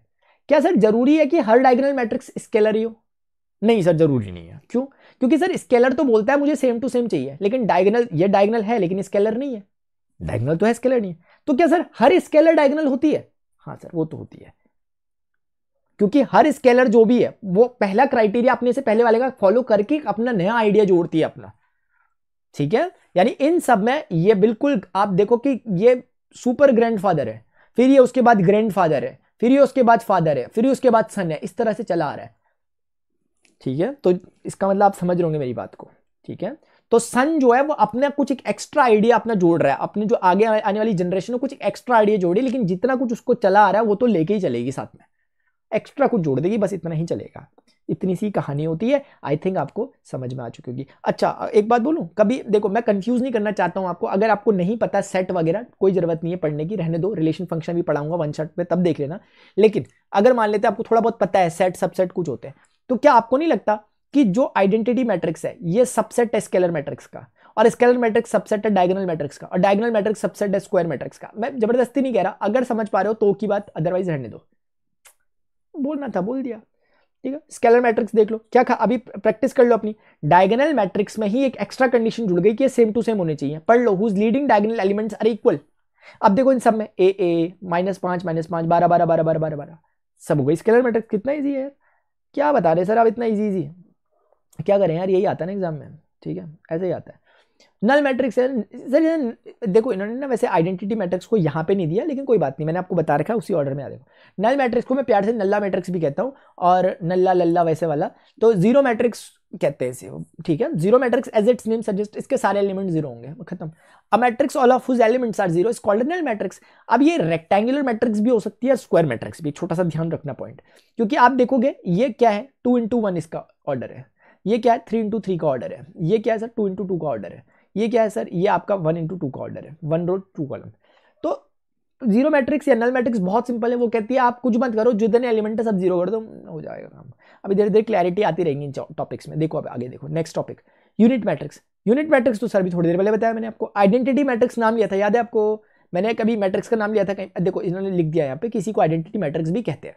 अ unit matrix is denoted by the symbol I, तो इसको जनरली किससे रिप्रेजेंट करेंगे हम, आई से, आई फॉर आइडेंटिटी। और आप खास बात क्या देखोगे कि हमेशा 1 1, हमेशा 1 1, यानी कि ऐसी special kind of diagonal matrix जिसके डायगोनल्स के सभी एलिमेंट 1 हो, या दूसरे शब्दों में ऐसी स्केलर मैट्रिक्स जिसके इक्वल जो एलिमेंट्स हो 1 हो। आप मेरी बात समझ पा रहे होंगे यार, ठीक है। आइडेंटिटी मैट्रिक्स आपको क्लियरिटी आनी चाहिए यार, प्लीज वो जो मैंने पीछे ऑर्डर बताया ना ऐसे ऐसे बढ़ते हुए, वो प्लीज ध्यान रखना, ठीक है। आगे बढ़ते हैं, हमें समझ में आ गया, यूनिट मैट्रिक्स भी समझ में आ गया। सर कुछ और आपके पास है क्या बताने के लिए? सर हमारे पास अब एक बहुत जबरदस्त चीज है, हमने टाइप्स ऑफ मैट्रिक्स को देख लिया। देखो ऐसा नहीं है कि मैट्रिक्स के टाइप इतने ही होते हैं, हमारे पास Hermitian matrix, idempotent matrix, involutory matrix, ऐसे ही करके और भी अलग अलग प्रकार की मैट्रिक्स होती हैं, ठीक है। और ठीक है ना, लेकिन हमें अभी वो नहीं पढ़नी क्योंकि अपने सिलेबस में नहीं होती। अगर आप बीएससी वगैरह या बीए मैथमेटिक्स वगैरह बीटेक करते हो, इंजीनियरिंग मैथमेटिक्स में जाते हो, तो हमें मैट्रिक्स को दोबारा पढ़ना पड़ता है और कुछ 2-4 चीजें और इसमें ऐड हो जाती हैं, लेकिन ये बेसिक उसका हमेशा जिंदाबाद रहता है। अब हम पढ़ रहे हैं next topic sir, it is about equality of matrix. बहुत ईजी है, बहुत सिंपल है। देखो कुछ नहीं होता, दो मैट्रिक्स हैं, अगर उन्हें इक्वल होना है तो सबसे पहले शर्त होनी चाहिए कि उनका साइज बराबर होना चाहिए, वरना इक्वल हो ही नहीं पाएंगे। अब आप एक 100 किलो की चीज को आगे 10 किलो की चीज के सामने रखोगे, बराबर हो पाएगा कभी? परिणाम नहीं हो पाएगा। इसलिए साइज सेम होना चाहिए। साइज क्या मतलब सर? ऑर्डर, यानी ऑर्डर दोनों का इक्वल होना चाहिए। जैसे इसका 3 into 3 है, इसका भी कितना होगा 3 into 3, तब जाकर हम बात कर पाएंगे कि हाँ ये हो सकते हैं। अभी भी नहीं ये हो गए। अब कैसे होंगे सर? होंगे तब जब इसका पहले जो 1 1 एलिमेंट, इसके भी 1 1 एलिमेंट्स, आप समझ रहे हो, A12 first row second column, ये भी फर्स्ट रो सेकंड कॉलम, जब उनके एग्जैक्टली सारे एलिमेंट एग्जैक्टली दूसरे के इक्वल हो, तब हम कह पाएंगे कि ये क्या हो गए, इक्वलिटी ऑफ मैट्रिक्स को फॉलो कर रहे हैं, यानी इक्वल मैट्रिक्स के एग्जांपल है। जैसे कि अगर कोई बोलता है ABCD, ये मैट्रिक्स लिख दी, किसी ने लिख दिया 1 2 3 4 5 6, तो बेसिकली ये मैथमेटिकली रॉन्ग है, क्योंकि कभी इक्वल हो ही नहीं सकते, कभी भी इक्वल हो नहीं। क्यों सर? क्योंकि इसका ऑर्डर 2 into 2 का था, इसका क्या था 2 into 3 का, तो कभी हो ही नहीं सकता, सवाल ही नहीं खड़ा होगा। तो सर कभी कोई कर दो सवाल खड़ा, कभी हो जाए बाई चांस। तो देखो अगर ABCD ऐसे लिख दिया और यहाँ पे आपने लिख दिया 1 2 3 4, सर अब बहुत सिंपल है, अब इसका मतलब ये इक्वल अगर मैट्रिक्स है, क्योंकि इक्वालिटी लगी हुई है, इसका मतलब सर ये इक्वल मैट्रिक्स है, और इनमें जरूर A 1 के बराबर रहा होगा, B जरूर 3 के बराबर, C जरूर 2 के बराबर, और D जरूर 4 के बराबर रहा होगा, तभी आपस में इक्वल हो पाए, वरना और कोई कारण इक्वल होने का इनके बीच में है ही नहीं, इनके बीच में कोई और कारण है ही नहीं। तो इस तरीके से क्वेश्चन आपको शायद समझ में आया होगा। इक्वालिटी ऑफ मैट्रिक्स बहुत सिंपल टॉपिक। अब आप देखो, हम जो पढ़ रहे हैं ना, एक तरह का अलजेब्रा है, जैसे वेक्टर का अपना अलजेब्रा होता है, आपने बचपन में प्लस माइनस मल्टीप्लाई डिवाइड करना सीखा था ना, वैसा ही यहां करना पड़ेगा, क्योंकि मैट्रिक्स एक डिफरेंट ब्रांच ऑफ अलजेब्रा है। इसीलिए जब हम मैट्रिक्स के अलजेब्रा की बात करते हैं, मुझे खुद बताओ एक बात आप, और कोई नहीं बताएगा। अलजेब्रा जब हम करते हैं क्या पढ़ते हैं सर? हम एडिशन पढ़ते हैं, उसमें पढ़ते नहीं पढ़ते यार? सर एडिशन का मतलब, अरे भैया प्लस होता है यार, प्लस जोड़ना। अच्छा एक होता है सर सब्ट्रैक्शन, मैंने कई लोगों को देखा है उसे सब्सट्रैक्शन पढ़ते हैं, पता नहीं क्यों। आप भी तो नहीं पढ़ते कहीं सब्सट्रैक्शन? इंटीग्रेशन को इंटीग्रेशन ऐसा तो नहीं पढ़ते कहीं? नहीं, एडिशन सब्ट्रैक्शन ऐसी करके। एक है मल्टीप्लीकेशन, एक क्या है मल्टीप्लीकेशन। भैया ये क्या क्या लिख रहे हो यार आप? मल्टीप्लीकेशन, मल्टीप्लीकेशन, मल्टीप्लीकेशन, और फिर क्या है, डिवीजन, डिवीजन। ये चार चीजें हम पढ़ते हैं किसी भी अलजेब्रा में। हम एडिशन को पढ़ते हैं मैट्रिक्स में, सब्ट्रैक्शन को भी पढ़ते हैं, मल्टीप्लिकेशन को भी पढ़ते हैं। डिवीजन एग्जिस्ट नहीं करेगा मैट्रिक्स में, मैट्रिक्स के केस में हम डिवीजन को नहीं पढ़ते। तीन ही चीजें हमें पढ़नी है वन बाय वन, और इतनी ईजी है। आप बोलोगे सर ये क्या बता दिया आपने। देखो सबसे पहली बात, जब भी इधर ही दिखते हैं रफ में, पहले जब भी आप एडिशन की बात कर रहे होते हो, प्लीज ध्यान से देखना, जब भी आप किसकी बात कर रहे होते हो, एडिशन की। एडिशन में क्या होता है कि दो मैट्रिक्स, जैसे एक मैट्रिक्स ए है और एक मैट्रिक्स बी है, ये दो मैट्रिक्स आपस में ऐड हो रही है। आपको मैं समझाने के लिए थोड़ा और सिस्टमैटिक लिखें तो आप शायद समझ पा रहे होंगे कि ये आई इंटू जे कुछ ना कुछ ऑर्डर होगा, तो इसका ऑर्डर भी आई, चलो मैं लिख लेता हूं, मान लेते हैं इसका ऑर्डर मैं लिख लेता हूं के इंटू एल, फॉर एग्जाम्पल के इंटू एल, ठीक है। अब अगर ये दो मैट्रिक्स को जुड़ना है आपस में, तो पहली शर्त है कि इन दोनों के साइज सेम होने चाहिए फिर से, अदरवाइज आप कभी भी इन्हें जोड़ नहीं पाओगे। सर एग्जांपल देके बता दो, देखो एग्जांपल 2 1 3 4 है। अब इसके साथ मान लेते हैं मैं 1 2 3 4 5 6 को जोड़ने बैठ जाऊं, मैं सर कभी भी नहीं जोड़ पाऊंगा, क्योंकि जोड़ने का तरीका कहता है कि जो एलिमेंट जिस पोजीशन पे है उसको करस्पॉन्डिंग एलिमेंट के साथ जोड़े रहे। मतलब सर अगर ये A11 पोजीशन पे है ना, तो ये A11 वाली पोजीशन के साथ जुड़ेगा, यानी कि 2 और 1 3 होगा। सर ये A12 पोजीशन है ना, ये भी A12 पोजीशन है, 3 2 5 होगा, ऐसे करके। लेकिन समस्या ये हो गई, ये किसके साथ जुड़ेगा 3, उसके साथ तो उस तरफ है ही नहीं, तो सर इसलिए ये वाला तरीका कभी वैलिड होता ही नहीं है। यानी एडिशन तभी हो पाएगा जब उनका ऑर्डर सेम हो, ऑर्डर सेम होगा तभी हर किसी को अपना जोड़ीदार मिल पाएगा, अदरवाइज मिल ही नहीं पाएगा। तो इसलिए सबसे पहली जो शर्त हो गई इसके लिए, जो सबसे पहली क्या हो गई, शर्त हो गई, सबसे पहली कंडीशन जो हो गई वो क्या हो गई कि आई इंटू जे जरूर, अगर इनमें एडिशन पॉसिबल है, वो जरूर के इंटू एल के बराबर होंगे। यानी कहने का मतलब ये है कि जरूर आई के बराबर होगा और जे एल के बराबर होगा। यानी कि अगर ये 2 इंटू 3 है तो इसको भी 2 इंटू 3 होना पड़ेगा, तभी जाकर ये जुड़ेंगे। और आप खुद सोचो एक बारी के लिए, अगर मान लिया इन दोनों का ऑर्डर सेम है, जैसे इस एग्जांपल में हम ले लेते हैं कि दोनों के ऑर्डर सेम है, तो दोनों जुड़ेंगे नहीं जुड़ेंगे, बिल्कुल जुड़ेंगे सर। 2 और 1 3 हो जाएगा, 3 और 2 5 हो जाएगा, नीचे 1 और 4 5 हो जाएगा, और 4 और 5 9 हो जाएगा। अब आप मुझे बताओ इसका ऑर्डर कितना था सर, 2 इंटू 2, इसका कितना था सर 2 इंटू 2, इसका रिजल्ट कितना है 2 इंटू 2। इसका मतलब दोनों मैट्रिक्स सेम ऑर्डर की होंगी तभी जुड़ेंगी, और जुड़ के भी सेम ऑर्डर का ही मैट्रिक्स बनाएंगी। गलत बोल दिया, कुछ अजीब सा बोल दिया? नहीं सर बहुत सिंपल बोला आपने। तो एडिशन की शर्त समझ में आ गई, बिल्कुल समझ में आ गई। एडिशन की एक बहुत सिंपल शर्त है कि जब भी आप मैट्रिक्स को जोड़, ये याद मत करना है, याद तो नहीं कर रहे, ऐसा लग रहा है ना कि जनरल है तो सिंपल सी बात बोल रहे हैं, ऐसा लग रहा है ना, ऐसा तो नहीं लग रहा कि बैठ के नोट्स बना रहे नहीं यार ऐसा नहीं है, ठीक है। तो एग्जाम्पल वगैरह लिए हैं हमने, कुछ देखते हैं जरूर, एग्जाम्पल लिए होते तो कुछ आनंद आता। ले लिए सर एग्जाम्पल। आप देखो ये 2 इंटू 3 की मैट्रिक्स है, चलेगा, बिल्कुल चलेगा सर, कोई दिक्कत नहीं है। ये भी 2 इंटू 3 के होनी चाहिए तभी चलेगा, हाँ जी सर है। अब कैसे जोड़ोगे सर, साथ में 1 जोड़ेंगे, सेम टू सेम 8 आया, ठीक है। 3 में 5 जोड़ोगे, कितना आता है 8 आता है। इसी तरीके से -1 में 6 जोड़ो, प्लस का 5 आता है, आ गया। इसी तरीके से सबको जोड़ो, और खास बात क्या है, इसका ऑर्डर भी कितना निकलेगा, उतना ही निकलेगा जितना उन दोनों का था। बहुत सिंपल, कैसा, बहुत सिंपल। इस पर ना आपको अभी भले ही लग रहा होगा कि अरे तो सिंपल सी बात बोलनी, लेकिन अच्छे क्वेश्चन बन सकते हैं इस पे, मेरे मन में भी आ रहा है अभी। लेकिन अभी मैं सोचता हूँ कि आप बुक पढ़ोगे एनसीईआरटी की, आपको दिख जाएगा ऑटोमेटिकली कि क्या मैं बोलना चाह रहा हूँ, ठीक है। खास बात देखो, अगर सब्ट्रैक्ट भी होना है, क्योंकि सब्ट्रैक्शन भी काइंड ऑफ एडिशन ही है। आप सब्ट्रैक्शन में क्या करोगे, 6 में से 1 को घटा दोगे, 4 में से 2 को घटा दोगे, 2 में से 0 को घटा दोगे, बस आता रहेगा। लेकिन शर्त इसकी भी वही है कि ये सेम होने चाहिए तभी सब्ट्रैक्ट हो पाएंगे, और रिजल्ट भी हमेशा सेम आएगा। कोई नई बात मैंने बोलनी थी इसमें, तो आपको ये भी समझ में आ गया। अच्छा, मैट्रिक्स एडिशन की प्रॉपर्टी, सर देखो प्रॉपर्टी मैं आपको बताता हूँ, देखो बहुत सिंपल प्रॉपर्टीज है। सर आप खुद बताओ, ये 1 है 2 है 3 है 4 है, ठीक है। इसमें मैंने जोड़ दिया 2 को 3 को 5 को 4 को जोड़ दिया, सर जोड़ दो, कितना होता होगा, 1 और 2 कितना होता है 3, 2 और 3 कितना होता है 5, 3 और 5 कितना होता है 8, और 4 और 4 कितना होता है 8।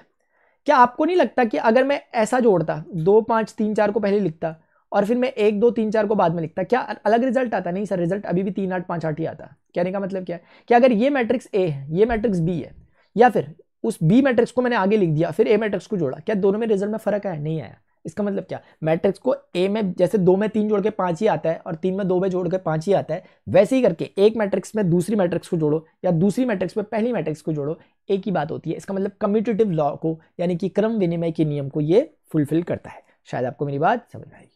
आपने एक पढ़ा हुआ नियम, सहचारी का नियम, साहचर्य का नियम पढ़ा हुआ, एसोसिएटिव लॉ।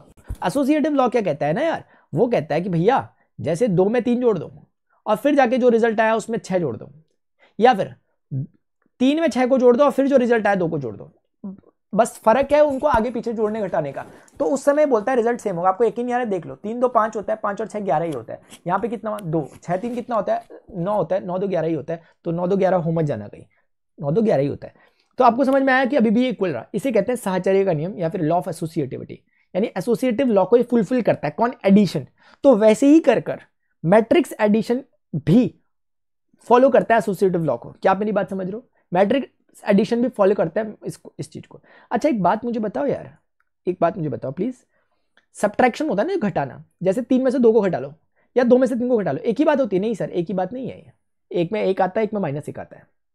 वैसे ही करके यहां भी होता है, क्योंकि आप खुद सोचो, एक एग्जांपल मैंने दिया था, अच्छा मैंने इरेज कर दिया, आप खुद सोचो कि अगर मैं एक में इसमें से मैंने इसको घटाया तो ये रिजल्ट है, लेकिन मैं अगर उल्टा करता, अगर मैं इसमें से घटाता 120 में से 108 लिखता और यहाँ 6 4 2 और 3 2 7 लिखता, आप देखोगे आपका आंसर सेम नहीं आएगा, ऊपर वाले की तरह नहीं आएगा, अब आंसर नेगेटिव में आ जाएगा सारा। तो इसका मतलब जैसे कि नॉर्मल सब्ट्रैक्शन कम्यूटेटिव लॉ को फॉलो नहीं करता, वैसे ही नॉर्मल सब्ट्रैक्शन ऑफ मैट्रिक्स भी कम्यूटेटिव लॉ को फॉलो नहीं करता। ठीक है, ये एडिशन के लिए बात चल रही है इसलिए करता है, ये भी एसोसिएटिव, ये लॉ भी मैंने आपको बता दिया एसोसिएटिव लॉ क्या होता है, एडिशन में करता है, सब्ट्रैक्शन नहीं करता। अब देखो एक छोटा सा टर्म आता है एडिटिव आइडेंटिटी, ये कई बार बच्चों को ना थोड़ा कंफ्यूज कर लेता है, फिर वो याद वगैरह कर लेते हैं, लेकिन थोड़ा देख लो, अगर समझ पाओगे आप मेरी बात को तो, अगर मैं समझा पाऊंगा। देखो इधर एक टर्म होता है, इसे कहते हैं एडिटिव आइडेंटिटी। इवन आपको एडिटिव आइडेंटिटी पढ़ने से पहले ये समझ आ जाए कि आइडेंटिटी क्या होती है। देखो बहुत सिंपल है, देखो कोई भी एलिमेंट है ना, उसमें मैंने एक प्लस किया और मुझे वापस वही मिल जाए, क्या प्लस करूं सर? 0। अच्छा बहु हो गया, आपको तो आ गया समझ में, इसका मतलब आ गया सर। इसका मतलब सर इसको क्या कहते हैं? Additive identity. बहुत सुंदर सर, बहुत सुंदर, जबरदस्त हो यार आप तो। अच्छा एक दूसरा भी टर्म होता है, एडिटिव इनवर्स कहते हैं उसे, अभी लगे हाथ देख लो ना, जब बात निकली है दिल से तो चांद तक जानी चाहिए नहीं चाहिए? चाहिए सर। एडिटिव इनवर्स क्या होता है सर? एक नंबर लिखा मैंने, कोई एक नंबर, एडिटिव तो प्लस करना है, ऐसा कुछ प्लस करो कि वापस 0 आ जाए। 0 ही क्यों सर? क्योंकि 0 एडिटिव आइडेंटिटी है, यानी जब भी एडिशन की बात चलेगी तो किसी भी नंबर में हम क्या जोड़ें कि हमारे पास वही नंबर आ जाए, 0। इसलिए हमने स्पेशल इस आइडेंटिटी को हमने ना केवल आइडेंटिटी बल्कि एडिटिव आइडेंटिटी का, आइडेंटिटी क्यों कह रहे हैं? सेम टू सेम दिख रहा है ना, उसको अपनी आइडेंटिटी दिख जा रही है सामने ए को, लेकिन एडिटिव आइडेंटिटी का एग्जांपल क्या होगा? 0, क्योंकि किसी भी नंबर में अगर आप 0 को ऐड करते हो तो वो नंबर दोबारा रिटर्न में मिलता है, इसीलिए जोड़ते समय ये घटना हो रही है, इसलिए इसे एडिटिव आइडेंटिटी कहा। आपके मन में ख्याल आएगा, मैं नहीं आएगा तो मैं ले आता हूं। देखो एक दूसरी चीज भी हो सकती है सर, मल्टीप्लिकेटिव आइडेंटिटी भी हो सकती है क्या? ऐसे ही पूछ रहा हूं मैं, बस ऐसे ही पूछ रहा हूं, ठीक है? अगर आपको कुछ समझ में आ पा रहा है तो ऐसे ही पूछ दिया हल्के से। अब देखो जो चीज यहां हुई, जैसे सर ए, एडिशन नहीं लिखोगे इस बार, मल्टीप्लिकेशन। ए में किस चीज को मल्टीप्लाई करूं कि ए वापस आ जाए? 5 में क्या गुणा करूं कि 5 ही आ जाए? सर 0। अच्छा अच्छा 0 नहीं सर 1, तो 1 समझ में आ गया। ए 1 जार 1, ए 1 जार ए, ए 1 जार ए, यानी 5 कम 5, 6 कम 6, 10 कम 10, ऐसे। तो इस बार इसे कहेंगे आइडेंटिटी तो आई सेम टू सेम है, लेकिन कौन सा ऑपरेशन था? ऑपरेशन का नाम क्या था? मल्टीप्लिकेशन। इसलिए इस पर्टिकुलर आइडेंटिटी को इस बार कहेंगे मल्टीप्लिकेटिव। और ये कॉमन सेंस का क्वेश्चन बन गया आपसे, जनरल नॉलेज का, मैथ्स की जनरल नॉलेज का क्वेश्चन कि एडिटिव आइडेंटिटी की वैल्यू क्या होती है? 0। हमेशा एडिटिव आइडेंटिटी 0 रहेगी, हमेशा मल्टीप्लिकेटिव आइडेंटिटी 1 रहेगी। ये समझ में आया? नहीं आया प्लीज रिवाइंड करो, क्योंकि कंफ्यूज हो जाओगे वरना। दोबारा सुनो इस बात को पीछे जाके जो मैंने कहा, क्योंकि अब मैं नई बात बोल रहा हूं, अगर समझ आ गई तो। अब एडिटिव आइडेंटिटी से मिलता जुलता टर्म है एडिटिव इनवर्स। वो कहता है, मतलब आइडेंटिटी से मिलता जुलता टर्म है इनवर्स। जैसे आइडेंटिटी एडिशन के लिए भी थी, मल्टीप्लिकेशन के लिए, वैसे ही इनवर्स भी दोनों के लिए होगा। अब 1 बाय 1 देखते हैं। एडिटिव इनवर्स कहता है कि ए में मैं क्या जोड़ूं कि मेरे पास 0 आ, 0 मतलब आइडेंटिटी आ जाए, तो मैं बोलूंगा सर माइनस का ए, तो बस ये एडिटिव इनवर्स बन गया। मतलब क्या हुआ सर? एडिटिव आइडेंटिटी तो फिक्स है 0, लेकिन इनवर्स फिक्स नहीं है, क्योंकि 5 का एडिटिव इनवर्स क्या होगा सर? -5, तभी तो जोड़ के 0 आएगा। 6 का क्या होगा सर? -6, तभी तो जोड़ के 0 आएगा। इसलिए अब समझ में आ गया एडिटिव इनवर्स क्या होता है? उस नंबर का ही नेगेटिव। नहीं समझे? रिवाइंड करो समझ जाओगे। एक चीज है मल्टीप्लिकेटिव इनवर्स, आप कह रहे सर मल्टीप्लिकेटिव इनवर्स, फिर से वही फंडा लगाओ कि मल्टीप्लिकेटिव यानी क्या मल्टीप्लाई करूं मैं कि मेरे पास मल्टीप्लिकेटिव आइडेंटिटी आए। प्लीज यार ध्यान से सुनो, मल्टीप्लिकेटिव आइडेंटिटी तो 1 होती है, तो सर इसका मतलब मुझे इसमें 1 बाय ए को मल्टीप्लाई करना पड़ेगा, इसलिए मल्टीप्लिकेटिव इनवर्स ही हो गया। कल को कोई आपको बोले 5 का मल्टीप्लिकेटिव इनवर्स क्या है सर? 1 बाय 5। 5 का एडिटिव इनवर्स क्या है सर? -5। ध्यान से सुनो इस बात को, समझ गए? इसे रिकॉल करो, बहुत इंपॉर्टेंट कॉन्सेप्ट मैंने बता दिया, जरूरत नहीं थी इतना डिटेल में जाने की, लेकिन वो तो मैं हूं ना, बता दिया मैंने। अब आपको ये छोटी बात लगेगी इनकी जो ये बोल रहे हैं, खुद सोचो आप, ये तो सिर्फ एडिशन पे बात कर रहे हैं। एडिटिव आइडेंटिटी 0 क्यों लिया? समझ में आ रहा है। इन्होंने एडिटिव इनवर्स -a क्यों लिया? समझ में आ रहा है, क्योंकि 5 में क्या जोड़ो कि एडिटिव आइडेंटिटी आ जाए? -5, तो बस a में क्या जोड़ो? -a जोड़ो। ये मैंने बता दिया बात, क्योंकि पता नहीं चलती है, बात रह जाती है बात, फिर आगे फ्यूचर में काम आती है, इसलिए बता दी।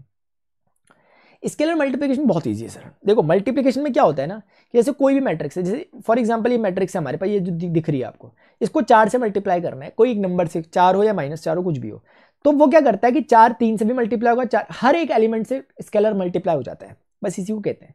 यानी जैसे कि एग्जाम्पल के लिए 2 3 4 5 है, ठीक है, ये एक चीज़ है ए मैट्रिक्स है, मुझे कोई कह रहा है मुझे ए नहीं चाहिए भैया 10 ए चाहिए, मैंने कहा अच्छा जी आप चाहते हो कि मैं 10 से मल्टीप्लाई कर दूं अपनी मैट्रिक्स को, बोले बिल्कुल सही समझे आप।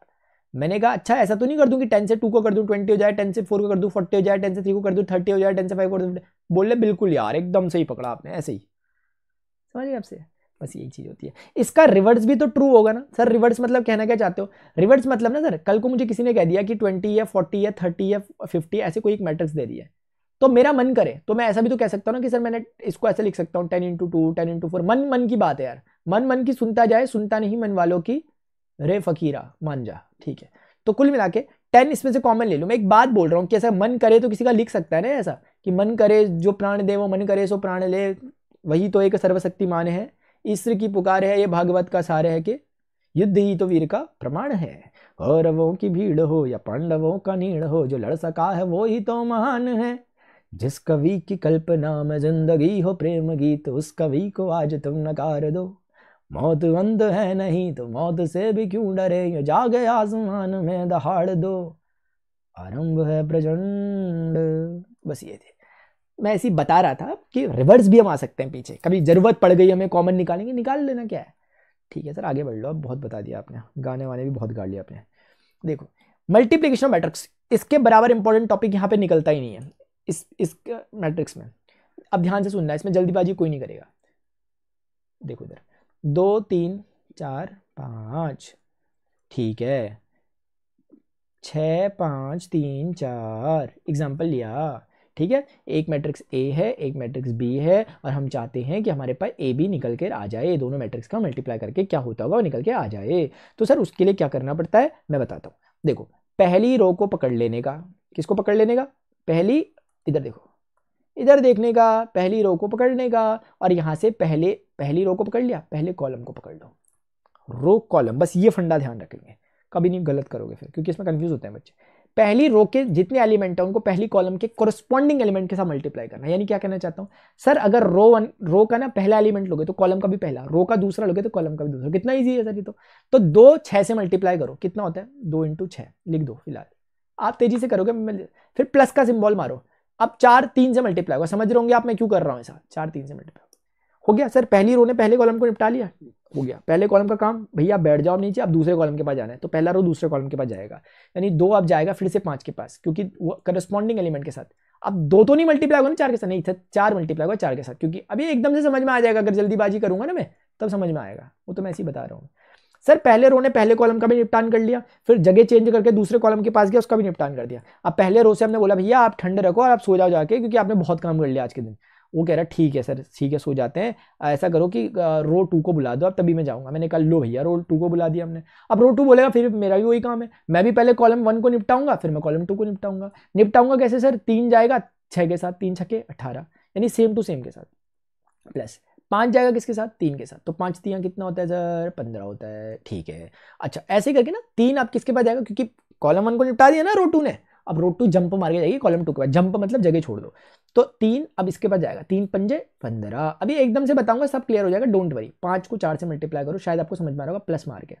अब जो भी सॉल्व करके रिजल्ट आएगा, यानी कि 2 6 कितना होता है 8, और 4 3 कितना होता है 12, 5 दूनी 10 और 4 चौकी 16, 4 चौके 16, 6 3 18, 5 3 15, 5 3 15, 5 चौके 20, समझ में आ रहा। 12 8 कितना 20, 10 16 कितना 26, 18 15 कितना 30, और 30 और 33 होता है 35 45 होता है क्या सर, 45 नहीं 35 होता है, 35 समझ में आया, 35 इतना हो गया, यही होता है यार।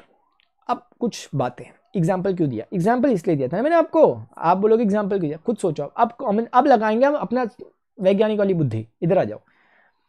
अगर मैं कहूं ना कि अगर मैं कहूं तुम साहसी कायनात में नहीं है कहीं, देखो सुनना हो जाएगा सर देखो मैंने क्या कहा था, रो 1 जाएगी कॉलम 1 के साथ, ठीक है, तो ये गया टुकुर टुकुर करके 6 के साथ चले गया, ये भी गया टुकुर टुकुर करके 3 के साथ चले जाएगा, नहीं जाएगा, मुझे बताओ 2 के साथ कौन जाएगा, 2 तो बेचारा टुकुर टुकुर ही रह जाएगा देखता हुआ, 2 का कोई साथी मिला ही नहीं, दिक्कत हो गई, मल्टीप्लिकेशन पॉसिबल नहीं हो पाएगा, क्योंकि हमने तो फंडा अपनाया ही है ना कि रो जाएगी कॉलम के साथ। इसका मतलब क्या समझ में आ रहा है सर, ये बहुत काम की बात बोल ले आप। देखो मैं बताता हूँ, ये कौन है, लेट्स से कॉलम 1 है, ये कौन है, कॉलम 2 है। अगर यहां कोई होता जो कि है नहीं अभी, वो कौन होता, कॉलम 3 है नहीं लेकिन यहाँ पे, लेकिन होता, अगर होता ना यार, ठीक है। अच्छा सर ऐसी करके ये कौन है, रो 1, ये कौन है सर, रो 2 है, ये कौन है सर, रो 3 है। मेरी बात समझ पा रहे हो क्या आप? अब मुझे बात बताओ, अगर मुझे जबरदस्ती करनी होती, मुझे जबरदस्ती मल्टीप्लाई करवाना होता, कुछ ऐड करवाने की मेरे पास क्षमता होती, अगर मैं क्या करता, आपको नहीं लगता कि कॉलम 3 भी अगर यहां अवेलेबल होता तो रो 3 तो अवेलेबल थी, काम बन जाता सर, क्योंकि मल्टीप्लाई हो जाता। नहीं समझे यार आप? देखो मैं बात में सिंपल भी बोल के चल सकता हूं यार, लेकिन मैं चाह रहा हूं कि जब आए हो तो थोड़ा 2 बातें सीख लो यार, वरना सिंपल भी बोल दूंगा अभी थोड़ी देर बाद, डिफिकल्ट नहीं है कुछ। मैं सोच रहा हूं कि आपको दिखाऊं कि आपके सोचने समझने की क्षमता बहुत उम्दा किस्म की है, देख लो इधर। तो मैं कहना चाह रहा कि अगर मान लेते हैं इसका जो ऑर्डर है ना, वो 2 इंटू एक बारी के लिए, जैसे कुछ 3 ही बोल लेता हूं, चलो 3 हो जाता। इसका रो कितनी है, रो फिलहाल 3 इंटू 2 या जो भी एग्जाम्पल के लिए।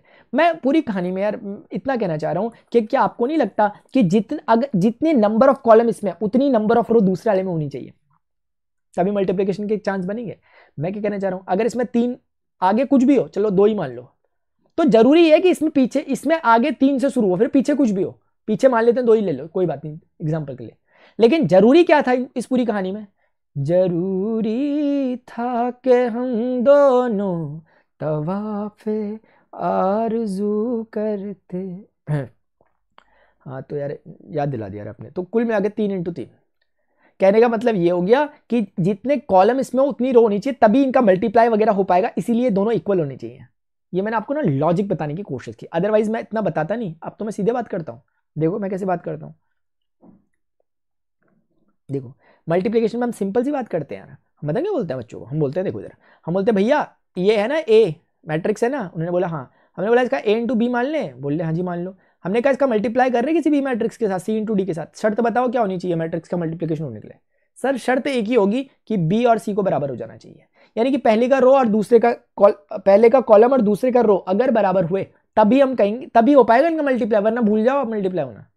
मतलब मैट्रिक्स में मल्टीप्लिकेशन जबरदस्ती नहीं है कि होगा ही होगा, कुछ शर्त है जिसके आधार पे होगा। जैसे एडिशन जबरदस्ती नहीं है, होगा ही होगा, दोनों के साइज सेम होने चाहिए। यहां साइज सेम होना से भी एक कदम आगे की बात है, साइज सेम होना इंपॉर्टेंट नहीं है, साइज सेम होने पे तो खैर हो ही जाएगा। Are you getting my point? ठीक है, तो इसमें जबरदस्ती क्या है कि सर, अच्छा एक मजे की बात बता दूं, ये अगर मान लेते हैं कि इनमें ये शर्त है, यानी कि अगर इनमें मान लेते हैं कि इन्होंने बोल लिखा है कि if B is equal to C, तो इसका मतलब क्या समझ में आया कि सर ए बी निकलेगा, पक्का निकलेगा, यानी प्रोडक्ट होगा, पक्का होगा, क्योंकि बी और सी बराबर हैं। और रिजल्ट कितना आएगा सर, ये बच गया ना ए और डी, इस रिजल्ट की मैट्रिक्स मिलेगी। आप बोलोगे सर हम तो नहीं मानते इस बात को। मैंने कहा मुझे पता था नहीं मानोगे आप, आ जाओ इधर दिखा लेते हैं आपको एग्जाम्पल लेके। इस एग्जाम्पल में क्या दिखाएं, तो सस्ता सा एग्जाम्पल है, कोई ठीक ठाक सा एग्जाम्पल ले लेते हैं, हम ही बनाते हैं यार एग्जाम्पल ही। इसमें ना सिंपल सिंपल मजा नहीं आ रहा है। एक मिनट ना, थोड़ा सा ये क्या घूमने में लगा हुआ है ऐसे करके, देखो इधर। अरे आपको देनी भी है ना स्लाइड, आपको स्लाइड कैसे देनी है, एनोटेशंस के साथ देनी है कि बिना एनोटेशन के बता देना मुझे, मेरा लिखा हुआ भी चाहिए आपको स्लाइड में कि आपको प्लेन चाहिए, मुझे बता देना है कमेंट में, ठीक है। देखो फिलहाल ए इज इक्वल टू कितना हो गया, 1 2 3 4 मान लेते हैं। बी इज इक्वल टू कितना हो गया सर, 3 4 5 6 7 मान लेते हैं। क्या सर एक बार बताओ मल्टीप्लिकेशन पॉसिबल होगा? सर चेक करते हैं तब बताते हैं आपको। ये 2 इंटू 2 है, ये ना 2 इंटू 3 है, ध्यान से देखो, ध्यान से देखो इसे, गौर से देखो इसे, गौर से देख लिया, हाँ सर, क्योंकि 2 रो है 3 कॉलम है। क्या पॉसिबल है? बिल्कुल पॉसिबल है सर, आप ध्यान से देखो कि पॉसिबल है, ये बिल्कुल पॉसिबल है। इसका मतलब ए बी जब मैं लिख रहा हूँ तो मैं तरीके से इसको यहाँ पर लिख लेता हूँ एक बार आपको समझाने के लिए, बिल्कुल नए तरीके से एकदम मैं लिख रहा हूँ। 1 2 का 4 4 2 का 1, माई नेम इज लखन, सजनों का सजन, मेरा नाम है लखन, ऐसे लिख दिया मैंने, ठीक है। अब पॉसिबल है, हमें पहले ही देख लिया। हमें इवन ये भी पता है कि जो रिजल्ट आएगा वो 2 इंटू 3 के ऑर्डर का होगा, आप बाकी तो बात छोड़ो। क्यों बताया सर? क्योंकि ये 2 छूट गया और ये यहाँ का 3 छूट गया, 100% आएगा। अब दिखा रहा हूं मैं आपको कैसे आएगा, देखो क्या करना है, वही तरीका, फर्स्ट रो को फर्स्ट कॉलम के साथ अब डायरेक्ट मल्टीप्लाई करूंगा, ऐसे लिख लिख के दिखाऊंगा। 1 3 3 लिखूंगा, फिर प्लस करके 3 4 12 लिखूंगा, अच्छा, पहला रो निपट गया ना, पहले रो ने पहले कॉलम को निपटा दिया ना, अब पहला रो जाएगा दूसरे कॉलम के पास, दूसरे कॉलम के पास जाएगा तो जंप मारेगा, यानी 1 5 के पास जाएगा, 3 एकम 3 होगा। इसने पहले कॉलम के बाद दूसरे कॉलम को भी निपटा लिया, अब तीसरे कॉलम पे जंप मारेगा, 1 इंटू 6, 3 इंटू 2 कितना होता है 6, तीसरे को भी निपटा दिया। अब आएगा भैया इसका काम खत्म, अब आएगा दूसरा रो जाएगा पहले कॉलम के पास पहले। ध्यान से प्लीज, ये सब चीजें मैंने एनसीईआरटी के एक क्वेश्चन करा रखा है, आप छोड़ो बाकी बातें, इतना टाइम ले लेके, ठीक है ना, वो तो मैं आपका रिवीजन करा रहा हूँ। 2 3 6, कोई क्वेश्चन में प्रॉब्लम होगी जरूर लिखना, वो एनसीईआरटी का सॉल्यूशन देख लेना, 2 5 10 सब करा रखा है, 4 एकम 4 आपको समझ में आ रहा होगा। सेकंड को भी निपटा लिया, अब सेकंड रो जा रही थर्ड कॉलम के पास, 2 6 12, एक ही काम हो रहा है, आपको भले ही अटपटा सा लग रहा हो, बाई चांस हो सकता है, लेकिन है नहीं अटपटा। 12 3 15 5 3 8, अपने दिमाग से सोचो खुद क्या होगा, मेरी बातों को हिंट के तौर पे लो और आप बिल्कुल कर सकते हो। मैं आपकी जगह होता मुझे समझ नहीं आता शायद, लेकिन आप है आपको समझ में आ रहा होगा, क्योंकि मुझे समझ कम आता है लोगों का, ठीक है, मैं अपने हिसाब से करके हिसाब किताब करके समझ में आता है, ठीक है, वो समझ में आता है, समझ गए, ईजी है, ठीक है। आप प्लीज़ अपने हाथ से जब तक नहीं करोगे तब तक क्लैरिटी बिल्कुल नहीं आएगी यार, ठीक है। अच्छा एक बात और सुन लीजिए माय डियर, जैसे ना देखो इसी केस में ना अगर b इंटू ए करना होता फॉर एग्जाम्पल, तो आप देखो b का ऑर्डर कितना है, ध्यान से सर 2 इंटू 3 है, ए का कितना है सर ए का ना 2 इंटू 2 है। ओहो ये क्या हो गया, ये तो अनर्थ हो गया यार, क्योंकि सर ये देखो 3 ने 2 तो मैच ही नहीं कर रहे, इसका मतलब आपको पता है बी ए एग्जिस्ट ही नहीं करता, और तो छोड़ो आप, नॉट एग्जिस्ट, इसका मतलब क्या हुआ सर, इस एग्जाम्पल में ए बी तो निकलता है लेकिन बी ए निकलता ही नहीं है। तो इससे एक बहुत बड़ी बात मैं आपको बोलने जा रहा था, मैं तो आपको ये बताना चाह रहा था कि ए बी बराबर बी ए होगा, ये जबरदस्ती नहीं है और मोस्टली नहीं होगा, ए बी और बी ए बराबर नहीं होते हैं, जैसे 2 3 6 और 3 2 6 होता है, क्योंकि कई बार तो बी एग्जिस्ट ही नहीं करता, जैसे अभी कर ही नहीं रहा, और अगर बाई चांस कर भी गया तो उसकी वैल्यूज अलग आ जाती है, इसलिए ए बी और बी ए के इक्वल होने का सवाल नहीं होता मैट्रिक्स में, इसलिए मैट्रिक्स मल्टीप्लिकेशन कम्यूटेटिव नहीं होता, आप समझ गए वो पॉइंट, हाँ ठीक है। अब एक बहुत खूबसूरत सा टॉपिक बता रहा हूं आपको, क्योंकि अब धीरे धीरे हम समापन की ओर जाएंगे, ठीक है ना, ठीक है। देखो आप ट्रांसपोज इजी है, ए है ना मैट्रिक्स 1 2 3 4 है, 1 2 का 4 4 2 का 1, तो अब कोई कह रहा है ट्रांसपोज निकालो, सर ट्रांसपोज को ना ऐसे लिखता है, कोई ए के सर पर टी को चढ़ा देता है, या कभी कभी ए के सर पर डैश को चढ़ा देता है, ठीक है, आप कभी भी किसी को मत चढ़ाना सर पे, ठीक है। तो कुल मिला के ए का ट्रांसपोज लेना है, तो रोज जो है उन्हें कॉलम बना दो, कॉलम जो है रो बना दो।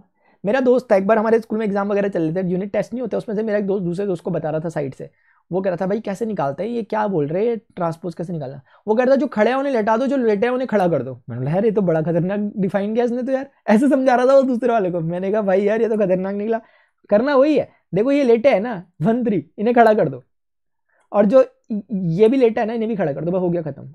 दूसरे शब्दों में जो खड़े थे उन्हें लेटा दिया, जो लेटे थे खड़ा कर। मुझे बड़ी प्रॉपर डेफिनेशन लगी उसकी यार, मैंने मजा आ गया भाई यार, रो और कॉलम तो अलग बात हो गई, ये तो इसने बड़ी जबरदस्त बात बोल दी, बस इतना ही करना है, ठीक है। तो कुल मिला के आपको समझ में आ रहा होगा, रो 1 जो थी आप ध्यान से देखो, अब वो कॉलम 1 बन चुकी है। आप ध्यान से देखो, जो रो 2 थी प्लीज ध्यान से देखो, वो कॉलम 2 बन चुकी है।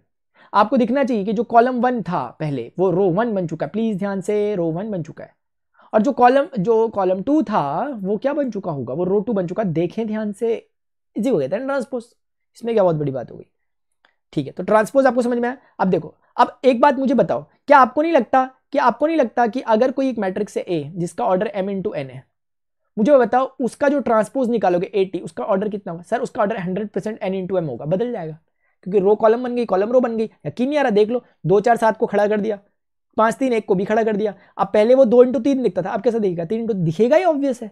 इसीलिए कहते हैं इसे मैट्रिक्स का ट्रांसपोज कैसे निकालते हैं, आपको समझ में आ चुका। बहुत सुंदर जी, बहुत सुंदर। इन्होंने डायरेक्ट मार दिया जंप, और मुझे मजा आता नहीं है इसमें जंप मारने में, मैंने बोला था स्लाइड डालने के लिए, पता नहीं क्यों स्लाइड डाली नहीं है यहाँ पे, ठीक है। चलो कोई बात नहीं, देखते हैं, मैं आपको बताता हूँ आगे की कहानी जो इसमें छोड़ी गई है। कुछ ट्रांसपोज की छोटी मोटी प्रॉपर्टीज यहाँ पे लिखनी चाहिए थी, उन्होंने मिस कर दी शायद दिखते समय, मैं आपको दिखा देता हूँ। Properties of matrices, properties of transpose, properties of transpose simple है, ट्रांसपोज ट्रांसपोज ट्रांसपोज, थोड़ा हिंदी में देख लेना इसका नाम क्या होता होगा, मैं भी भूल रहा हूँ। प्रॉपर्टीज ऑफ ट्रांसपोज, तो कुल मिला के जैसे ये एक मैट्रिक्स है ना, उसका ट्रांसपोज अगर आप लोगे, एग्जांपल के साथ फटाफट से मैं आपको प्रॉपर्टी प्रूव करा देता हूं एग्जांपल लेते हुए। देखो ए का ट्रांसपोज अगर आप लोगे आपको ए ही मिलेगा। ओ भाई क्या बोल दिया ए का ट्रांसपोज लगे ए मिलेगा, ये नहीं कहना चाह रहा था मैं, देखा तो नहीं किसी ने, आंखें बंद करो सबके सब, कुछ नहीं सुना आपने, ठीक है। ए का ट्रांसपोज ये ए होगा, अब सुनो सबके सब, ये होता है। अच्छा सर ये कैसे कह रहे हैं आप, ये मैं ऐसे कह रहा ना यार, जैसे एक सिंपल सा एग्जांपल भी लगे हाथ ले लेता हूं, आपको दिक्कत ना हो। देखो ए मैट्रिक्स है 1 2 3 4, ले लें, उसके बाद इसका ट्रांसपोज ले लो। सर ट्रांसपोज में क्या होगा, 1 3 नीचे आ जाएगा, 2 4 ऐसे चल जाएगा। बोलो जो रो है वो कॉलम, जो कॉलम है। अब मुझे बताओ जो ए ट्रांसपोज है उसका फिर से ट्रांसपोज लेना है, यानी कि जो इसके रो है 1 2 उसे कॉलम बना दो, जो इसका रो है 3 4 उसे कॉलम बना दो। आपको नहीं लगता कि ये दोनों बराबर हो गए? सर बराबर हो गए, बिल्कुल। इसका मतलब क्या कह सकते हो सर? मैं कह सकता हूँ ए ट्रांसपोज बराबर ए ट्रांसपोज का ट्रांसपोज ए के बराबर होता है। यूज करूंगा मैं आगे से थोड़ी देर बाद, प्लीज थोड़ा ध्यान से सुनना, इसलिए मैं प्रॉपर्टी को प्रूव भी करा रहा हूं आपको साथ साथ। इसे वैसे वेरीफाई करना कहते हैं, क्योंकि मैं स्पेसिफिक नंबर ले रहा हूं। प्रूविंग के लिए हमें जनरल लेना पड़ता है, खैर कोई बात नहीं, सही है। देखो एक तो समझ में आ गया। और क्या हो सकता है? और तो फिलहाल के लिए अभी ऐसा करते हैं, अभी रहने देते हैं। और भी ठीक है, और भी मुझे वैसे एग्जैक्टली ना याद सा भी नहीं आ रही प्रॉपर्टी, पता नहीं क्यों। याद आ गई है, याद आ गई शायद मुझे। देखो ए ट्रांसपोज रहने देते हैं अभी, अगर कुछ होगा ना, अगर काम होगा उसका डेफिनेटली पक्का मेरे से आगे पे यूज हो जाएगी मेरे साथ, ठीक है। देखो ये यार यहाँ पे ना सिमेट्रिक मैट्रिक्स लिखना था, ये कलाकारी के चक्कर में सिमेट्रिक रह गया इसका। ये सिमेट्रिक है, ठीक है। क्या है ये? सिमेट्रिक, ठीक है। कौन सी मैट्रिक्स है? Symmetric matrix. बहुत ब्यूटीफुल कॉन्सेप्ट डिस्कस होने जा रहा है, ये इसका लास्ट टॉपिक है और बहुत शानदार है। ऐसा ना हो कि आप जाओ और रेस्ट कर लो, पहले पानी पुनी पी के आ जाओ, क्योंकि टॉपिक को मिस मत करना, क्योंकि अभी तक की सारी बातें एक तरफ, ये टॉपिक एक तरफ, समझ गए। ये बहुत सिंपल टॉपिक है। ये कहता है कि सिमेट्रिक मैट्रिक्स में सिमेट्रिक होना चाहिए, यानी अगर किसी मैट्रिक्स का ट्रांसपोज निकाला हमने और वो मैट्रिक्स के इक्वली आ गया तो हम कहते हैं सिमेट्रिक है। अच्छा ऐसा कैसे सर? देखो सर एग्जांपल के लिए 2 3 1 ये जो भी मैट्रिक्स ली हुई है, इस मैट्रिक्स का अगर आप ट्रांसपोज लोगे, देखो ट्रांसपोज कैसा दिखेगा। ये रो क्या बन जाएगा? कॉलम। ये जो रो है ये क्या बन जाएगा? कॉलम। ये जो रो है ये क्या बन जाएगा? कॉलम। आयला ये तो वही बन गया जो था, आयला ये तो वही बन गया जो था, यानी ये तो ए ही बन गया। तो हाँ सर यही होता है सिमेट्रिक मैट्रिक्स में। अगर जैसे एक सिंपल सा एग्जांपल ले लेते हैं, 2 3 3 1, इसका ट्रांसपोज निकालो। सर 2 3 3 1, आपको लग रहा होगा मैंने ट्रांसपोज निकाला, मैंने निकाला ही नहीं, मैंने कॉपी कर दिया, लेकिन आप निकाल के देख लो वही आ रहा होगा, सेम टू सेम आ गया। आ गया सर यार, जबरदस्त। तो आप तो मान गए, आपको तो आप क्या माने, दुनिया मानी यार, ऐसा है क्या सर? हाँ ऐसे ही है। तो सिमेट्रिक मैट्रिक्स समझ में आ गया आपको फिलहाल कि सिमेट्रिक मैट्रिक्स की खास बात क्या होती है कि ए का ट्रांसपोज ए की इक्वल आता है। अभी मैं यूज करूंगा इसे हल्के में निपट लेना से लेके, अभी मैं आपको सिखाऊंगा कि भी सिमेट्रिक मैट्रिक्स बनती कैसे है। अगर आपको कोई बोले ना एग्जांपल बनाओ 3x3 के एक सिमेट्रिक मैट्रिक्स का एग्जांपल बनाओ, मैं आपको बना के दिखाऊंगा कि कैसे बनता है वो एग्जांपल। एक आता है स्क्यू सिमेट्रिक। स्क्यू सिमेट्रिक बहुत सिंपल है, ये कहता है कि आप किसी मैट्रिक्स का अगर ट्रांसपोज निकाल लो, मैट्रिक्स के इक्वल तो नहीं निकला लेकिन उसके नेगेटिव के इक्वल निकल गया, तो ठीक है ये स्क्यू। स्क्यू मतलब होता है एक तरह से छद्म, स्यूडो, काल्पनिक, ऐसा टाइप का समझ लो आप, ठीक है, छलावा टाइप का। तो ये सिमेट्रिक का छलावा है, लेकिन स्क्यू है मतलब छलावा है उसका एक तरह का, ठीक है। इसको कहते हैं स्क्यू सिमेट्रिक मैट्रिक्स, यानी होती नहीं है, बस एक नेगेटिव का फर्क ही ले लेती है। आपको यकीन ना आए इसलिए मैं आपको यकीन दिला देता हूं। देखो बी का ट्रांसपोज निकालो, कितना आ रहा सर? देखो 0 E F यहां जाएगा, उसके बाद सेकंड रो जो है वो सेकंड कॉलम बन जाएगी, उसके बाद थर्ड रो है जो वो थर्ड कॉलम बन जाएगी, ठीक है। ठीक है, अच्छा देखो मैं आपको एक चीज दिखाता हूं। मैंने आपको पीछे बताया था कि हम नंबर को कैसे स्केलर मल्टीप्लीकेशन होता है, नंबर सबसे मल्टीप्लाई होता है एलिमेंट के साथ, याद आ रहा है? मैंने 30 40 50 लिया था, फिर उनको 10 सब में से बाहर निकाल दिया था, उस टाइप का। आपको एक समझाने वाली बात अगर मैं कहूं कि इन सब में से अगर मैं कह दूं कि नेगेटिव 1 को मैंने बाहर निकाल दिया, तो ये कैसा हो जाएगा? 0 E F, सबका नेगेटिव बाहर आ जाएगा, ये नेगेटिव था नहीं, ये हो जाएगा, जो था नहीं वो हो जाएगा, जो था वो देख लो आप, ये ऐसा हो जाएगा। क्योंकि आप खुद सोचो जब ये नेगेटिव अंदर अंदर मल्टीप्लाई होगा तो हम क्या कह सकते हैं? स्केलर मल्टीप्लिकेशन का एग्जांपल -1 सबसे मल्टीप्लाई होगा वापस वही आ जाएगा ना, तो वापस भी ला सकते हैं जैसे मैंने पीछे कहा था। तो आपको समझ में आ रहा होगा कि ये चीज कुछ और नहीं बल्कि बी ही बन गई, ध्यान से देखो, और उसके आगे नेगेटिव लग गया, तो क्या कह सकता हूं? मैंने बी का ट्रांसपोज लिया लेकिन मेरे पास नेगेटिव का बी आ गया, तो क्या कह सकता हूं कि बी एक स्क्यू सिमेट्रिक मैट्रिक्स है। समझ में आई? स्क्यू सिमेट्रिक मैट्रिक्स को पहचानना बहुत आसान है। उसके जो ये प्रिंसिपल डायगोनल के एलिमेंट होते हैं, जो मेन डायगोनल होते हैं, सारे एलिमेंट अगर 0 है तो वो स्क्यू सिमेट्रिक मैट्रिक्स से खत्म, ठीक है। प्रिंसिपल डायगोनल जो एलिमेंट होते हैं वो कैसे होते हैं उसके? स्क्यू सिमेट्रिक मैट्रिक्स के, एक मिनट, स्क्यू सिमेट्रिक मैट्रिक्स के क्या होते हैं? प्रिंसिपल डायगोनल एलिमेंट 0 होते हैं। ये जनरल नॉलेज की बात आप मेरे ख्याल से ध्यान रखेंगे, ठीक है। अब एक ब्यूटीफुल सी थ्योरम आएगी जो इन दोनों पर बेस्ड है, आपके एग्जाम में पक्का पूछी जा सकती है, कई बार पूछी गई है, पूछी जा सकती है। आपकी एनसीईआरटी के एग्जाम्पल में भी आप देखो, एनसीईआरटी में जहां टॉपिक डिस्कस किया गया वहां पे थ्योरम है, और इस थ्योरम को मैं प्रूव कर रहा हूं। ये कह रहे हैं कि for every square matrix A plus A, ये लास्ट टॉपिक है हमारा, A plus A dash is a symmetric matrix and A plus A dash is a skew symmetric matrix, prove करना है। ये बहुत इंपॉर्टेंट थ्योरम है, ठीक है। मैं आपको प्रूव करके दिखाता हूं, देखो इधर। अरे भैया आ जाओ यार, हाथ में तो आ जाओ कम से कम, देखो बहुत आसानी से देखो, जा रहे हैं 5-10 मिनट बाद। देखो लेट से इन्होंने कहा कि इफ ए, पहले स्टेटमेंट लिखता हूं, if A is a square matrix, इनका स्टेटमेंट है, if A is a square matrix, statement लिख रहा हूं, then A plus A dash is symmetric matrix. ये मैं नहीं कह रहा, ये थ्योरम कह रही कि ऐसा होता है। मैंने कहा अच्छा जी आप कह रहे हो तो होता ही होगा। बोले प्रूव करो यार, मस्का मत मारो। ठीक है, मैंने कहा ठीक है भैया, नहीं मारते मस्का, हम कर लेते हैं। अब देखो, सबसे पहली बात इसमें बड़ी गौर करने वाली कि इन्होंने क्यों कहा कि एक स्क्वायर मैट्रिक्स है तभी ये होगा।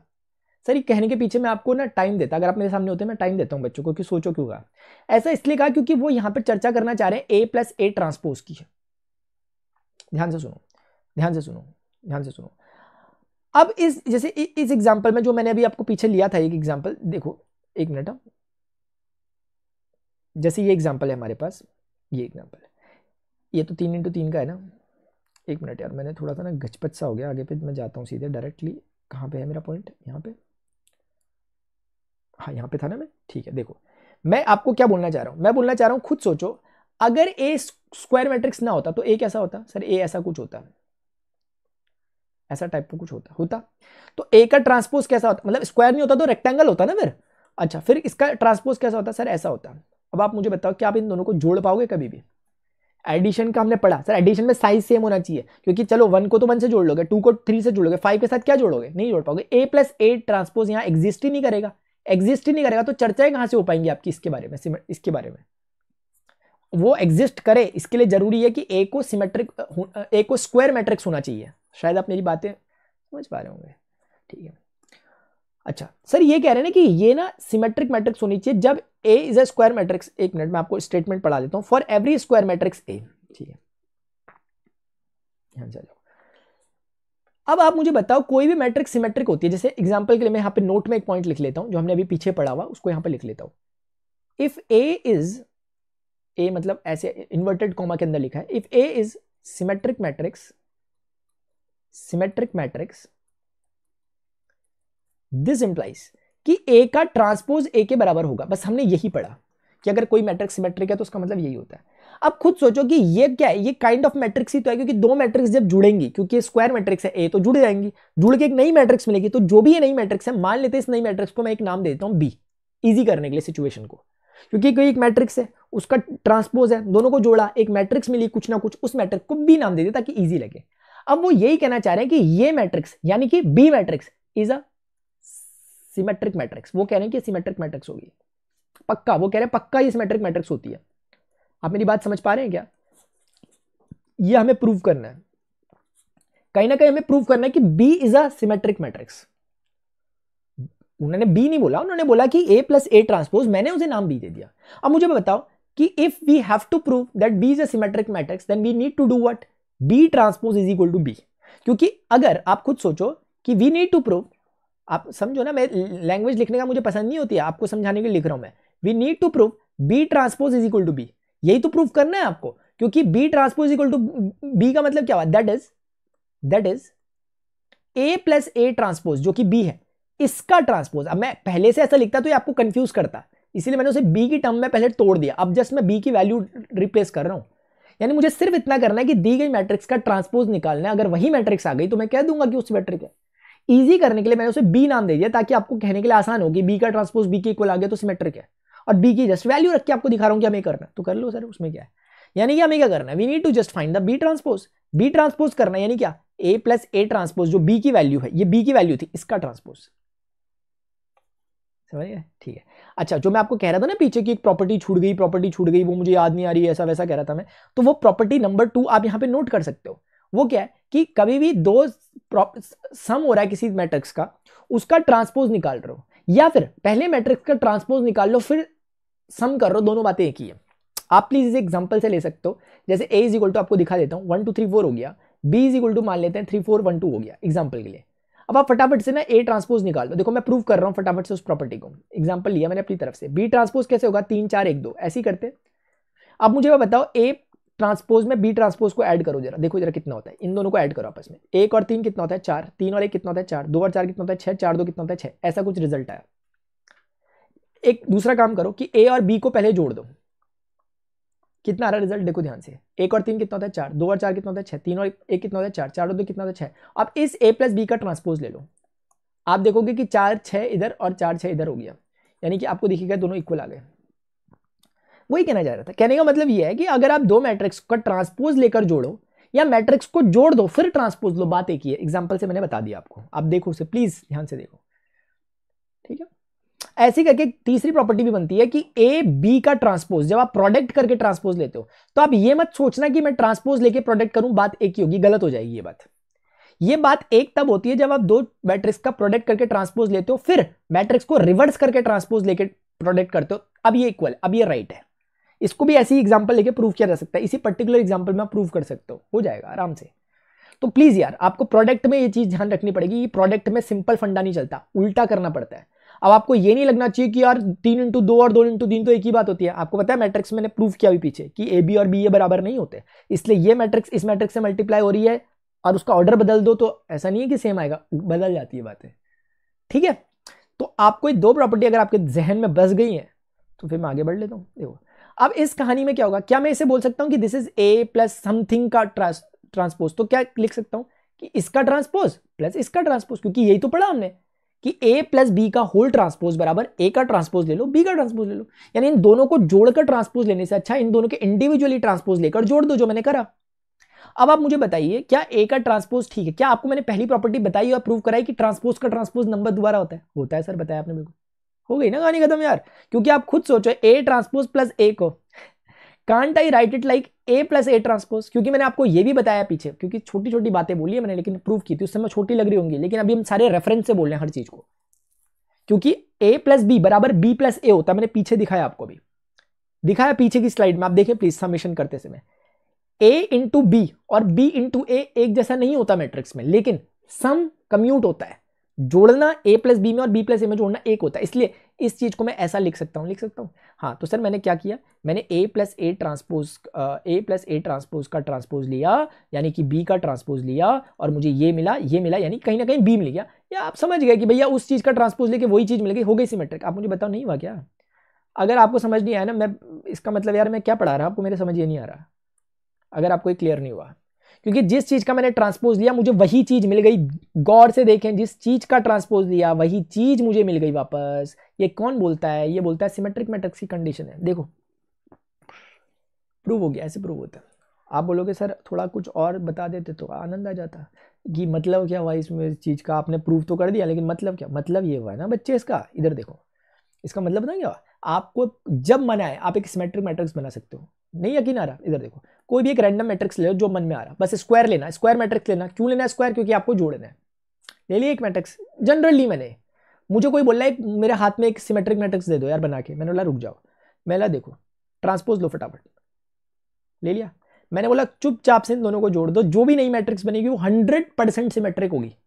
आपने बोला अच्छा ऐसा है क्या? एक और एक जोड़ा आपने 2 हुआ, 2 और 3 जोड़ा आपने 5 हुआ, 3 और 2 जोड़ा आपने 5 हुआ, 4 और 4 जोड़ा आपने 8 हुआ। मैं कह रहा हूं 100% चेक कर ले मैट्रिक्स सिमेट्रिक है। कैसे चेक करोगे? इसका ट्रांसपोज लो, 2 5 5 8, वापस यही आ गया, बनेगी ही बनेगी। ये चीज निकली यहां पे, सिमेट्रिक मैट्रिक्स बनाने की टेक्निक मिल गई आपको। सिमेट्रिक मैट्रिक्स बनाने की आपको क्या मिल गई? टेक्निक मिल गई। तो इसमें खास बात ये होती है, आप ध्यान रखोगे, जो उसके मेन डायगोनल के अलावा जो दूसरा डायगोनल होता है उसके एलिमेंट सेम होते हैं। ये सिमेट्रिक मैट्रिक्स की खास बात है, समझ गए? और स्क्यू सिमेट्रिक की खास बात क्या है कि उसके मेन डायगोनल के एलिमेंट 0 होते हैं। ठीक है, तो जैसे एक थ्योरम मैंने आपको प्रूव कराई, इसी में दूसरी बात कहता है कि if A is a square matrix then A minus a dash is skew symmetric matrix. इसको भी मैं प्रूव करता हूं हल्के से, फिर हमारा खत्म हो जाएगा काम। ठीक है, ये सब बातें बता रहे हैं, उसमें कुछ खास नहीं है, जो मैंने बताया वही खास है। देखो अब एक एग्जांपल और ले लेते हैं, जैसे फिर से कोई एक मैट्रिक्स, नहीं मुझे तो जनरल सॉल्व करना है ना यार। ठीक है, ध्यान से देखो। ठीक है, मुझे इस बात प्रूव करना है कि if A is square matrix, then this implies A minus A का transpose is skew symmetric matrix. Skew symmetric matrix मतलब ऐसा कहना चाह रहे थे, skew symmetric matrix। ठीक है, skew symmetric matrix ऐसा कहना चाह रहे कि ऐसा होता है। आप समझ गए होंगे कि स्क्वायर क्यों कह रहे हैं, तभी तो सब्ट्रैक्शन पॉसिबल हो पाएगा ट्रांसपोज के साथ। अदरवाइज वो रेक्टेंगल मैट्रिक्स होगी, उसका ट्रांसपोज लोगे वो अलग ही कुछ निकल जाएगा, सब्ट्रैक्ट कर ही नहीं पाओगे कभी भी। ठीक है। तो सर हम क्या करते हैं ना, सबसे पहले हम क्या बोलते हैं, हम बोलते हैं लेट से, पिछली बार की तरह अगर आप चाहो तो आपका मर्जी आए आप डायरेक्ट भी कर सकते हो, लेकिन इफ यू वांट देन आप इसको सपोज कर लो बी टाइप का फॉर एग्जांपल। तो अब आपको क्या करना है, क्योंकि हमें क्या फंडा पता है कि if A is skew symmetric, please ध्यान से देखो, if A is skew symmetric matrix this only implies कि ए का ट्रांसपोज नेगेटिव ऑफ ए होगा, इसके अलावा कुछ नहीं बताया मैंने आपको डेफिनेशन में। इसका मतलब इफ वी वांट कि यार a माइनस ए का ट्रांसपोज स्क्यू सिमेट्रिक हो, तो 100% कहीं ना कहीं हम चाहते हैं, मतलब एक बात बता रहा हूं कि we need to prove, basically we need to prove b का ट्रांसपोज बराबर नेगेटिव का b, इसके अलावा और क्या चाहते हो आप? और b, बस शुरू हो जाओ, आप कहानी को शुरू कर दो, यानी उसमें दोनों तरफ ट्रांसपोज ले लो, ऐसा समझ लो। तो b की वैल्यू लिख दी मैंने, a माइनस ए ट्रांसपोज का ट्रांसपोज। अब आपको समझ में आना चाहिए कि जैसे प्लस में जो चीज होती है कि a प्लस बी का होल ट्रांसपोज बराबर a का ट्रांसपोज प्लस b का transpose, I am doing the same thing here. क्या? a का ट्रांसपोज माइनस a ट्रांसपोज का ट्रांसपोज, फिर क्या होगा? a का ट्रांसपोज तो a का ट्रांसपोज रहा, a ट्रांसपोज का ट्रांसपोज क्या हो गया? a। मैं कोई हवा में नहीं बोल रहा यार, एक एक चीज पे बहुत टाइम दिया है, बस ये आपका आंसर आ गया। अगर आप थोड़ा सा ध्यान रखो, नेगेटिव को कॉमन ले लो तो a ये ऐसा हो जाएगा, ये ऐसा हो जाएगा। अब आप गौर से देखो, ये भैया का नाम b है तो नेगेटिव का b हो गया, तो हो तो गई कहानी खत्म आपकी, ये हो तो गया नेगेटिव b के इक्वल, हो तो गया सिमेट्रिक। अब इसका मतलब क्या सर, इस बार भी एग्जाम्पल ले लेते तो थोड़ा आनंद आ जाता। बहुत आनंद चाहिए यार आपको, कितना आनंद लोगे भाई? देखो चलो इधर एग्जाम्पल लेके दिखा देते हैं आपको, दे देते हैं आनंद। देखो जैसे ना सर एक एक एक सिंपल सा एग्जांपल लेते हैं, कोई आपको बोल रहा कि यार स्क्यू सिमेट्रिक मैट्रिक्स बना दोगे आप बोलना बना देंगे। आप बोलना कोई भी एक मैट्रिक्स अपने मन की दो, वो बोलेगा 1 2 3 4, यही मैट्रिक्स बचेगा मेरे पास। आप बोलोगे यही ले रहे यार, मैंने ऐसी कोई ले रहा हूँ शॉर्ट में, हाँ कुछ भी ले लो, आप कुछ मत करना, ट्रांसपोज ले लो उसका, तो 1 2 3 4 हो गया। अब आप पता क्या करो, ए में से ए ट्रांसपोज को घटा दो, 100% जो भी मैट्रिक्स मिलेगी वो स्क्यू सिमेट्रिक होगी, कोई कारण ही नहीं ना हो। देखो 1 में से 1 गया 0, 2 में से 3 गया -1, 3 में से 2 गया 1, 4 में से 1 गया 0। ये मैट्रिक्स 100% लिख के ले लो स्क्यू सिमेट्रिक है। आप बोले नहीं जी हम नहीं मानते, मैंने कहा थोड़ी देर के लिए बी मान लो, देखो बी का ट्रांसपोज लेके दिखाता हूँ, 0 -1 1 0, नेगेटिव कॉमन ले लो, 0 -1 1 0। आप मुझे बताओ ये चीज बी है कि नहीं है सर, तो ये बी ट्रांसपोज नेगेटिव बी हो गया। इसका मतलब बी क्या स्क्यू सिमेट्रिक है? नहीं, होनी ही थी, क्योंकि हमने थ्योरम पढ़ी और प्रूव करी। इवन हमें पता चल गया, आपसे कोई भी आपको पूछे ना स्क्यू सिमेट्रिक मैट्रिक्स बनाना है, आप उससे बोलना भैया अपने मन का कोई भी एक स्क्वायर मैट्रिक्स दे दो मुझे, कोई भी अपने मन का, बस उस मन के मैट्रिक्स का ट्रांसपोज ले लेना और दोनों को घटाना, जो भी नई मैट्रिक्स मिलेगी वो 100% स्क्यू सिमेट्रिक होगी। तो इस तरीके से हमारा जो मैट्रिक्स चैप्टर था माय डियर स्टूडेंट, इसमें हमने इतनी चीजें पढ़ी। मैंने आपको बेसिक टर्मिनोलॉजी बताई, सबसे पहले बताया मैट्रिक्स क्या होती है, मैंने टाइप ऑफ मैट्रिक्स सबके साथ डिस्कस किए, अलजेब्रा में आपको एडिशन सब्ट्रैक्शन प्रोडक्ट बताया, फिर मैंने आपके साथ ट्रांसपोज को डिस्कस किया, ट्रांसपोज की प्रॉपर्टीज को डिस्कस किया, और फाइनली 2 थ्योरम ट्रांसपोज पर बेस्ड जो थी कि if A is a square matrix then A plus A transpose is always symmetric matrix, and if A is a symmetric and if A is a square matrix then A minus A transpose is a skew symmetric matrix, मैंने prove किया। ठीक है, actually मुझे क्या लग रहा है, मुझे लग रहा है कैमरे कुमरे सब बंद हो गए होंगे, अब तक मैं लगा हुआ 1 घंटे से पिछले खाली बोलने में, इसलिए मैं सोच रहा कि खाली बोल दे यार, कोई तो सुन रहा है नहीं, ये लग रहा मुझे। काश कि ऐसा ना होता और मेरा कैमरा चल रहा होता, बता देना यार प्लीज़ यार कमेंट में, चल रहा था कि नहीं चल रहा था। ठीक है, एप्लीकेशन में ना, ये एप्लीकेशन हम आगे देखेंगे चौथे चैप्टर में डिटर्मिनेंट में, जब हम इसका यूज़ करके XYZ जैसे इक्वेशंस को सॉल्व करते हैं, और कंप्यूटर ग्राफिक्स में इसका इस्तेमाल होता है, वो बाद में आप देखोगे जब आप ग्रेजुएशन वगैरह में जाओगे, तो आपको पता चलेगा कि किस तरीके से हम न्यूमेरिकल एनालिसिस में इन चीज़ों का इस्तेमाल करते हैं। ठीक है, तो अभी के लिए डियर स्टूडेंट्स इतना ही। अगर आपको लेक्चर इन्फॉर्मेटिव लगाओ, क्योंकि हमने मैट्रिक्स के जितने रिलेटेड कॉन्सेप्ट है वो सारे के सारे फिनिश कर दिए, अगर आपको ये लेक्चर इन्फॉर्मेटिव लगाओ, कोई भी क्वेश्चन आपके मन में हो, प्लीज़ नीचे कमेंट सेक्शन में जरूर लिखें, लाइक जरूर करें, मेहनत बहुत लगती है, मैंने इसको उठाया ही इसलिए ताकि आप में से काफ़ी स्टूडेंट मेरे से बोलता है कि सर मैथ्स कवर कराओ। अभी मैंने एक चैप्टर कराया, मुझे सारी बुक करानी है, डिफरेंशिएशन इंटीग्रेशन कितना कुछ कराना है, थक जाता है इंसान यार, खाने का टाइम हो गया 3 बज गया दिन का, और अब कब खाएंगे बताओ खाना यार। तो आप उसके बावजूद भी आप ना लाइक करते हो, ना कमेंट करते हो, ना शेयर करते हो, तो यार दिल से बुरा लगता है यार।